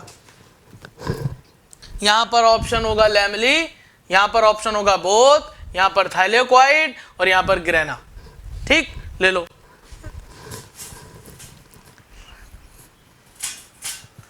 चले हम लोग अपने बुकलेट पर चले। अरे बोलो ना यार, बुकलेट पर चले, चलना तो पड़ेगा। आओ देखें क्या लिखा हुआ है बुकलेट पर। बुकलेट पर इसके बाद फोटो में क्या लिखा हुआ है, कुछ पॉइंट लिखे हुए हैं, वो भी हमें समझने हैं। क्लोरोप्लास्ट हैविंग वेरिएबल लेंथ 5 से 10 माइक्रोमीटर एंड विड्थ होती है 2 से 4 माइक्रोमीटर। इससे मुझे कुछ याद आ रहा है, याद आ रहा होगा। लेंथ कितनी है माइटोकॉन्ड्रिया की? 1 से 4 माइक्रोमीटर। और इसकी लेंथ क्या है? 5 से 10। बड़ा कौन? सीधी सी बात यार। ठीक बेटा, आओ। नंबर ऑफ क्लोरोप्लास्ट बताओ, वेरी करेंगे कि नहीं करेंगे? और करेंगे, मेनली होता है मीजोफिल सेल में और पर पत्ती या पर ऑर्गेनेल, पर ऑर्गन। मतलब हम ये कह सकते हैं कि ये क्लोरोप्लास्ट वेरी करते हैं पर सेल। और वो वेरी कैसे करते हैं? 20 to 40 क्लोरोप्लास्ट होते हैं पर मीजोफिल सेल में। और मीजोफिल सेल कहां पाई जाती है? In the leaves. ओके। और एक क्लोरोप्लास्ट देखा गया है क्लेमाइडोमोनास में, एक एल्गी होती है, यूनिसेलुलर होती है। ठीक बेटा, हाँ, पर पत्ती। वाह वाह, बिल्कुल सही है ना। आगे चलें। जब इतनी बात हम सीख गए तो अगला पॉइंट क्या कह रहा है? ओहो, अगला पॉइंट फोटो दे रहा है। और फोटो हमने जितना कुछ पढ़ा था, यहां पर क्या क्या फोटो में है? क्या फोटो सबको दिखाई दे रहा है? आप देखो, आउटर मेम्ब्रेन दिख रही होगी भैया, इनर मेम्ब्रेन भी दिख रही होगी। ये लेंस शेप का दिख रहा है आपको क्लोरोप्लास्ट। आउटर मेम्ब्रेन परमिएबल होगी, इनर मेम्ब्रेन सेलेक्टिवली परमिएबल होगी। अंदर ग्रेनम वाले पार्ट दिख रहे हैं। ग्रेनम जब आपस में कनेक्ट हो जाएंगे तो क्या बनाएंगे? ग्रेना बनाए जाएंगे। और उसके एक एक सिक्के को हम क्या बोलेंगे? थाइलेक्वाइड बोलेंगे। और आपस में ग्रेना लैमेली को कनेक्ट करने वाली जो लैमेली होती है उसे हम क्या बोलते हैं? Stroma lamellae. और उसके अंदर का जो फ्लूइड होता है वो स्ट्रोमा होता है। स्ट्रोमा में क्या क्या होता है हमने बताया, क्या आप बता सकते हो? बोर्ड में आ जाए, क्लोरोप्लास्ट का सचित्र वर्णन कीजिए। 5 नंबर वाला क्वेश्चन कर दोगे कि नहीं कर दोगे? वो लोग कहते बोर्ड का नहीं पढ़ाते सर। अबे पढ़ाने की जरूरत है बोर्ड की, ना लिख लोगे? बोलो बेटा, ऐसा लगता है कि हम बोर्ड के लिए नहीं मतलब बोर्ड का चीजें कंप्लीट नहीं होंगी। अरे बोलो, लगता है क्या? सचित्र वर्णन। अबे हाँ, हो सकता सचित्र वर्णन पूछे 5 नंबर में, हो सकता 2 नंबर में क्लोरोप्लास्ट की बातें पूछे। अब इतना ज्ञान मत झाड़ना, नहीं तो तुम 6 पेज भर के आ जाओ और 2 नंबर में मिले, इतना में गुस्सा और जाएगा। कुछ बातें बता देना, कुछ बातें बता देना, मैक्सिमम 3 से 4 पॉइंट बता देना। फोटोसिंथेसिस होती है, ये होता है, वो होता है, अपनी सारी बातें बता देना। नहीं तो तुम कहो ओ माय गॉड, अगर पूछ लिया है 2 नंबर क्या 1 नंबर में पूछते, तुम 1 नंबर ना दो, हमसे पूछ लो क्लोरोप्लास्ट क्या होता है, हम सब बना के आ जाएंगे। ऐसा मत करना, है ना। आओ, सारी बातें हो गई। अब आगे का पॉइंट क्या लिख रहा है? कुछ नोट पॉइंट लिखे हुए हैं। और नोट पॉइंट क्या लिखे हुए हैं देखो यार, हमने माइटोकॉन्ड्रिया पर इसी वजह से जोर दिया था ताकि मुझे क्लोरोप्लास्ट में वो बातें ज्यादा ना समझानी पड़े। पहला पॉइंट ये लिखा है, chloroplast like the mitochondria is similar to the prokaryotic cell. देख और कर, क्लोरोप्लास्ट की मेम्ब्रेन फोल्ड, बैक्टीरिया की membrane fold, like the mitochondria की मेम्ब्रेन फोल्ड। ओके, तीनों को हम कंपेयर कर रहे हैं। बैक्टीरिया में ये थी मीजोसोम, माइटोकॉन्ड्रिया में थी क्रिस्टी, यहां पर है लैमेली। ओके, दूसरी बात, अगर हम प्रोकैरियोट की बात करें, बुरे वक्त में या फिर हम तुमसे ये कहें कि वो अपने आप को डिवाइड करके दूसरा बना सकता है, माइटोकॉन्ड्रिया, बैक्टीरिया भी, क्या ये भी बना सकता है? मतलब ये सेल्फ डुप्लीकेटिंग है, डीएनए डिवाइड करेगा, जैसे माइटोकॉन्ड्रिया बदला था वैसे ये बदल जाएगा, मतलब बाइनरी फिजन भी करेगा। मतलब कहने का ये बात है कि दोनों में राइबोसोम भी सेम है, दोनों में क्यों, तीनों में राइबोसोम भी सेम है, 70S, खुद का डीएनए, खुद की प्रोटीन सिंथेसाइजिंग मशीनरी है। लेकिन एक बात ये समझो कि ये प्रोटीन सिंथेसाइजिंग, हमने प्रोटीन बताई थी दो तरह की, एक कैसी, स्ट्रक्चरल प्रोटीन और एक फंक्शनल प्रोटीन। मतलब प्रोटीन तो बना सकती है ये भी, बट सिर्फ स्ट्रक्चरल बनाएगी, फंक्शनल के लिए डिपेंड रहेगी न्यूक्लियस के ऊपर। तो बताइए फुल्ली ऑटोनॉमस है, semi autonomous, like the mitochondria, like the. अगर हम बात करें कि यूकैरियोटिक सेल के न्यूक्लियस और खुद के साथ ये जो आपका माइटोकॉन्ड्रिया एटीपी एनर्जी देता था, बदले में एंजाइम लेता था, ये एंजाइम लेगा तो बदले में ग्लूकोज बना बना के देगा कि नहीं? सिम्बियोटिक रिलेशनशिप है कि नहीं? है। मतलब हम माइटोकॉन्ड्रिया के बिल्कुल बराबर बराबर चीजों में लेकर चल रहे हैं, बट माइटोकॉन्ड्रिया क्या फंक्शन कर रहा है? देखो, माइटोकॉन्ड्रिया ग्लूकोज को तोड़ रहा है, एनर्जी प्राप्त कर रहा है, और ये ग्लूकोज को बना रहा है। माइटोकॉन्ड्रिया ग्लूकोज को तोड़ के एनर्जी एटीपी बना रहा है और ये ग्लूकोज को बना रहा है, बस इतना ही अंतर है, बाकी सारी चीजें लगभग सेम सेम दिख रही हैं मुझे। गौर करें, देखो यहां पर लिखा होगा कि भैया ये भी शो करता है symbiotic relationship with the eukaryotic cell. बोलो, वो भी करता था। हमने कहा ये भी कैसा है, सेमी ऑटोनॉमस है, क्यों? वो भी था। अगर फोटो बनाना चाहो, हमने कहा ये यूकैरियोटिक सेल है, ये न्यूक्लियस है, और भाई साहब तुम क्लोरोप्लास्ट हो। तुम अगर क्या लोगे, एंजाइम लोगे हमसे, तो बदले में क्या दोगे? ग्लूकोज दोगे।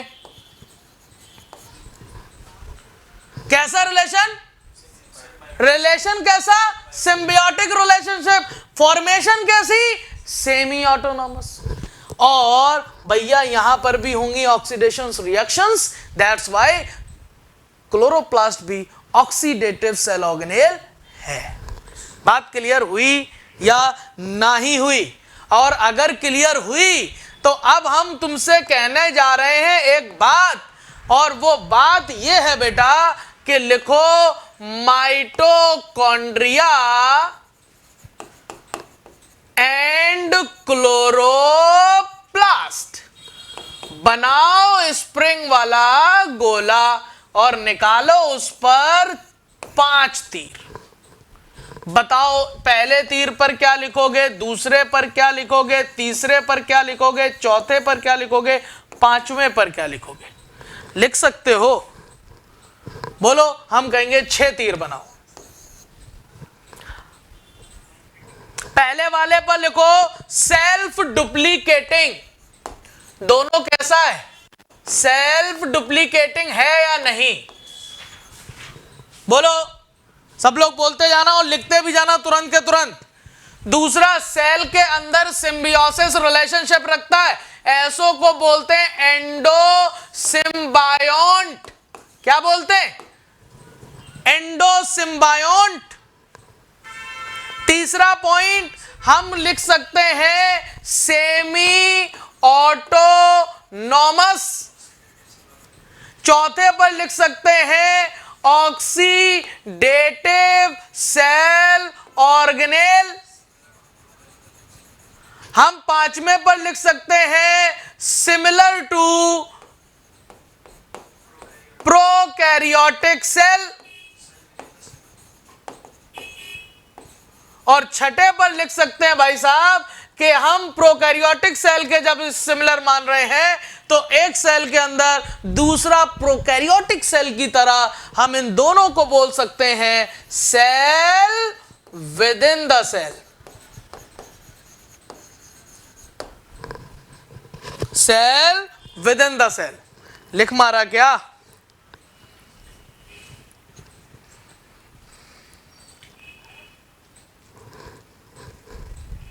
एकदम सबको क्लियर है मालिक? सबको एकदम क्लियर है? आप बताएं सारे लोग, एकदम मजे का क्लियर है या फिर ऐसे ही हल्का हल्का दोबारा से पढ़ना पड़ेगा? एकदम क्रिस्टल क्लियर, बढ़िया लग रहा है तुम्हारे, एकदम कैपिटल लेटर वाला क्रिस्टल मुझे ताकत दे रहा है ना, एकदम बढ़िया। चलो अगर इतनी बात हो गई, क्या इसका स्क्रीनशॉट तो नहीं लेना है? इसका स्क्रीनशॉट तो नहीं लेना बेटा? नहीं, सब लोगों ने लिख लिया होगा। हम चाहते हैं थोड़ा बहुत तुम भी हाथ पर चलाओ बेटा, साथ साथ लिख के लो और कोई दिक्कत नहीं होने वाली है। आगे चलो, आगे हम तुम्हें, अब देखो क्या लिखा हुआ है अपने बुकलेट पर पॉइंट में, उस पॉइंट को हम देखते हैं। जब हम लोगों ने ये वाली बातें पढ़ ली तो आओ फंक्शन ऑफ क्लोरोप्लास्ट को भी जल्दी से समझते हैं। फंक्शन ऑफ क्लोरोप्लास्ट की बात की जाए तो इतना तो आप समझ गए, क्लोरोप्लास्ट के अंदर होते हैं फोटोसिंथेटिक पिगमेंट और वो परफॉर्म करेगा फोटोसिंथेसिस, मतलब फॉर्मेशन करेगा किसकी? फॉर्मेशन करेगा किसकी? ग्लूकोज, मतलब फूड की। दैट्स वाई बताओ क्लोरोप्लास्ट को हमने लिखा था किचन ऑफ द सेल। क्या लिखा था बेटा? Kitchen of the cell. आप क्या लिखा होगा? क्या करेगा? लाइट एनर्जी को कैप्चर करेगा, उसे फूड मतलब केमिकल एनर्जी में बदलेगा और फॉर्मेशन करेगा किसकी? कार्बोहाइड्रेट की। किसकी फॉर्मेशन करेगा? कार्बोहाइड्रेट की, in the presence of light. ठीक बेटा, बोले सब लोग? बात हम बता चुके हैं। बोल बेटा, सारे लोग बोलो। अब तुमसे एक बात कर रहे हैं फंक्शन की, तो आप लोगों की वहां पे बना भी होगा। यहां थोड़ा सा अगर क्लियर नहीं दिख रहा व्हाइट कलर की वजह से, आपको मैं बता देना चाहता हूं। फोटोसिंथेसिस दो स्टेप में कंप्लीट होती है। पहली होती है लाइट रिएक्शन, दूसरी होती है डार्क रिएक्शन। बताओ लाइट कहां कैप्चर होगी? ग्रेना में। और कहां कैप्चर नहीं होगी? स्ट्रोमा में। ठीक, एक बात तुम्हें, जब हम फोटोसिंथेसिस बताएंगे तो हम बताएंगे लाइट रिएक्शन के लिए लाइट होना जरूरी है, बट डार्क रिएक्शन के लिए डार्क होना जरूरी नहीं है। वो लाइट में भी हो सकती है, डार्क में भी हो सकती है। एक को हमने लाइट बोल दिया तो दूसरे को हमने डार्क बोल दिया। ठीक, तो हम कहेंगे light reaction occurs in the, लिखा होगा इन द ग्रेना। और इस लाइट रिएक्शन के दौरान फॉर्मेशन होती है एटीपी। हम यहां कहेंगे formation of ATP and NADPH2। Light reaction के दौरान फॉर्मेशन होती है एटीपी और NADPH2। गौर कर लेना, यहां पर साफ साफ लिख लेना, यहां पर फॉर्मेशन होती है लाइट रिएक्शन में एटीपी की और NADPH2 की। और डार्क रिएक्शन में होता है फॉर्मेशन ऑफ या synthesis of glucose. Formation of glucose using ATP and NADPH2। मतलब जो एटीपी और NADPH2 लाइट रिएक्शन में बने थे, उन्हीं का यूज करके डार्क रिएक्शन में ग्लूकोज का फॉर्मेशन किया जाता है। हम यह समझ गए फोटोसिंथेसिस के दो स्टेप होते हैं, एक लाइट रिएक्शन और एक डार्क रिएक्शन। लाइट रिएक्शन में एटीपी और NADPH2 का फॉर्मेशन होता है। और डार्क रिएक्शन में उन्हीं एटीपी और NADPH2 का यूज होकर ग्लूकोज का फॉर्मेशन होता है। तो आपसे पूछा ग्लूकोज कहां बनता है? डार्क रिएक्शन में। कहां बनता है? स्ट्रोमा में। कहां बनता है? देखो साफ साफ लिखा, occurs in the stroma. Glucose या फूड कहां बनेगा? स्ट्रोमा में। और लाइट एनर्जी को केमिकल एनर्जी में कहां बदला जाएगा? ग्रेना में। और केमिकल के नाम पर वो क्या होगा? Adenosine triphosphate, NADPH2। फिर इन्हीं का यूज करके ग्लूकोज का फॉर्मेशन कहां होगा? अरे बोलो ना यार, स्ट्रोमा में। स्ट्रोमा में। तो क्या एक बात समझ पाए? एक बात समझ पाए इस बात से कि एटीपी का फॉर्मेशन माइटोकॉन्ड्रिया और क्लोरोप्लास्ट दोनों में होता है। बोलो हां। अरे बोलो, यहां पे अभी हमने बताया, हमने कहा कि एटीपी का फॉर्मेशन माइटोकॉन्ड्रिया और क्लोरोप्लास्ट दोनों में होता है। अब तुमसे क्वेश्चन पूछूंगा कि जब फॉर्मेशन एटीपी का क्लोरोप्लास्ट में भी होता है और माइटोकॉन्ड्रिया में भी होता है, तो क्यों हम माइटोकॉन्ड्रिया को ही सिर्फ power house of the cell कहते हैं, क्लोरोप्लास्ट को क्यों नहीं कहते? क्लोरोप्लास्ट को क्यों नहीं कहते? क्लोरोप्लास्ट को क्यों नहीं कहते? अगर आप यहां पर आओ, तुमसे बात करना चाहे, ये वाली बात यहां पर लिख ली होगी सारे लोगों ने ये बात लिख ली। अरे बोलना यार, लिख ली तो चलो आगे पॉइंट पर एक वाली बात करते हैं। देखो हमने कहा, एक पॉइंट लिखो चलो।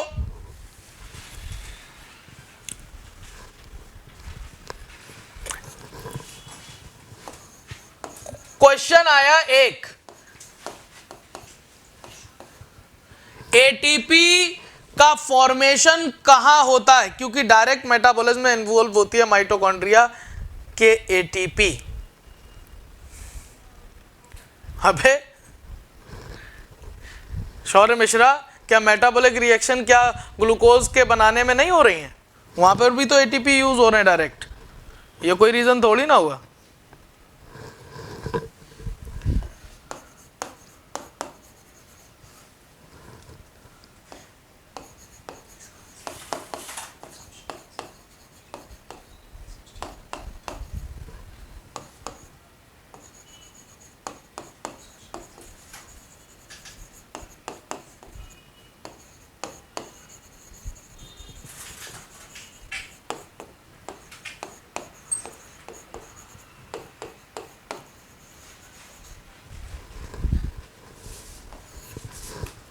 पहला क्वेश्चन हमने लिखा, ज्यादा अमाउंट में प्रोड्यूस होती है एटीपी माइटोकॉन्ड्रिया में शायद। प्रांजल गुप्ता, गौर कर बेटा, बता दें। चलो बताते हैं। देख बेटा, अभी हमने बातों बातों में कहा, तुमने बात पकड़ नहीं पाई। एटीपी का फॉर्मेशन क्लोरोप्लास्ट में भी होता है लाइट रिएक्शन के दौरान, और डार्क रिएक्शन के दौरान वो सारे एटीपी और NADPH2 यूज कर लिए जाते हैं। एटीपी का फॉर्मेशन दोनों जगह होता है, लेकिन क्लोरोप्लास्ट में बने हुए एटीपी वहीं की डार्क रिएक्शन में यूज हो जाते हैं। बाहर किसी सेलुलर एक्टिविटी में उन एटीपी का कोई रोल नहीं होता है। दैट्स वाई जो रोल एटीपी का होता है वो माइटोकॉन्ड्रिया खुद यूज नहीं करता, बाहर यूज करने के लिए देता है। तो एटीपी का formation occurs in the both chloroplast and mitochondria, but ATP obtained from, हम कहां से ऑब्टेन्ड कर सकते हैं? Mitochondria for the cellular activity. That's why उसी को हम बोलेंगे जो भैया मुझे बिजली देगा, मुझे करंट देगा, मुझे पैसा देगा। तुम पैसा कमा रहे हो, खुद खर्च कर ले रहे हो, बाप के लिए क्या? Power house of the cell. लात मार के निकाल देगा तुम्हें घर से। Power house of the cell तब बोलेंगे ना आप कमाओ और बाप के हाथ में दो, बाप अपने घर में यूज करे। माइटोकॉन्ड्रिया कमाता है और पूरे घर में देता है, पूरे घर वाले रहते हैं। क्लोरोप्लास्ट खुद पैसा कमाता है और खुद ही खा लेता है। बाप से ये भी कहलवाने के लिए क्या तुम रखोगे इसे power house of the cell कहते? कहेंगे जुतियाएंगे साले तुम्हें। तो एटीपी का फॉर्मेशन लेकिन कमाते दोनों है, माइटोकॉन्ड्रिया भी क्लोरोप्लास्ट भी। तो बताओ power house of the cell किसे बोलोगे, माइटोकॉन्ड्रिया, क्लोरोप्लास्ट? बोलो बोलो किसे कहेंगे power house of the cell? Mitochondria को, ना कि क्लोरोप्लास्ट को। अब क्वेश्चन पूछा जाए, देखो क्वेश्चन यही आ जाता है, आप लोग अगर रटते रहते हो power house of the cell, power house of the cell. अब क्वेश्चन आएगा और जब मतलब क्वेश्चन पूछा जाए कि एटीपी का फॉर्मेशन होता है या एटीपी की सिंथेसिस अकर्स इन, पहला ऑप्शन माइटोकॉन्ड्रिया, दूसरा क्लोरोप्लास्ट, तीसरा बोथ, चौथा नन। तो लोग वो माइटोकॉन्ड्रिया रटने वाले पहले ही माइटोकॉन्ड्रिया लगा देते और कहते बड़ा सरल क्वेश्चन आया था। फॉर्मेशन या सिंथेसिस दोनों में होती है, लेकिन यही क्वेश्चन आ जाए एटीपी आर ऑब्टेन्ड फ्रॉम, हमें एटीपी प्राप्त होते हैं mitochondria only, that's why mitochondria को power house of the cell कहते हैं। बात समझे? बात समझ में आई? बोलो बेटा, समझ में तो आ गई होगी। लिखो एक पॉइंट मजेदार लिखना, सुपर हिट लाइन, एकदम super hit line, star point बना के लिखें। ATP synthesis occurs in both, ATP synthesis occurs in both mitochondria and chloroplast. ATP synthesis occurs in both mitochondria and chloroplast. But ATP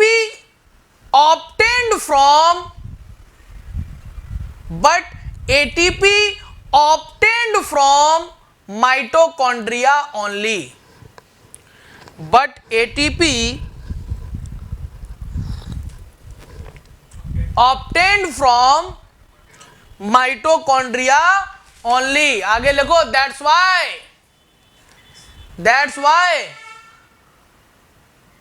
mitochondria को power house of the cell कहते हैं और chloroplast को नहीं कहते। हिंदी में लिख लेना अपने में, जिसे फंसाना हो, जो अपने आप को बहुत 30 मार्क बोल रहा हो, उससे पूछ लेना, डब्बे जैसा मुंह आएगा, रीजन नहीं बता पाएगा। आपसे पूछना कि एटीपी का फॉर्मेशन तो दोनों जगह हो रहा है, माइटोकॉन्ड्रिया और क्लोरोप्लास्ट में, तो काहे हम सिर्फ माइटोकॉन्ड्रिया को power house of the cell कहते हैं, क्लोरोप्लास्ट को नहीं कहते? कितने बड़े रिपीटर होंगे, एकदम गिर जाएंगे कदमों में कि बता दीजिए।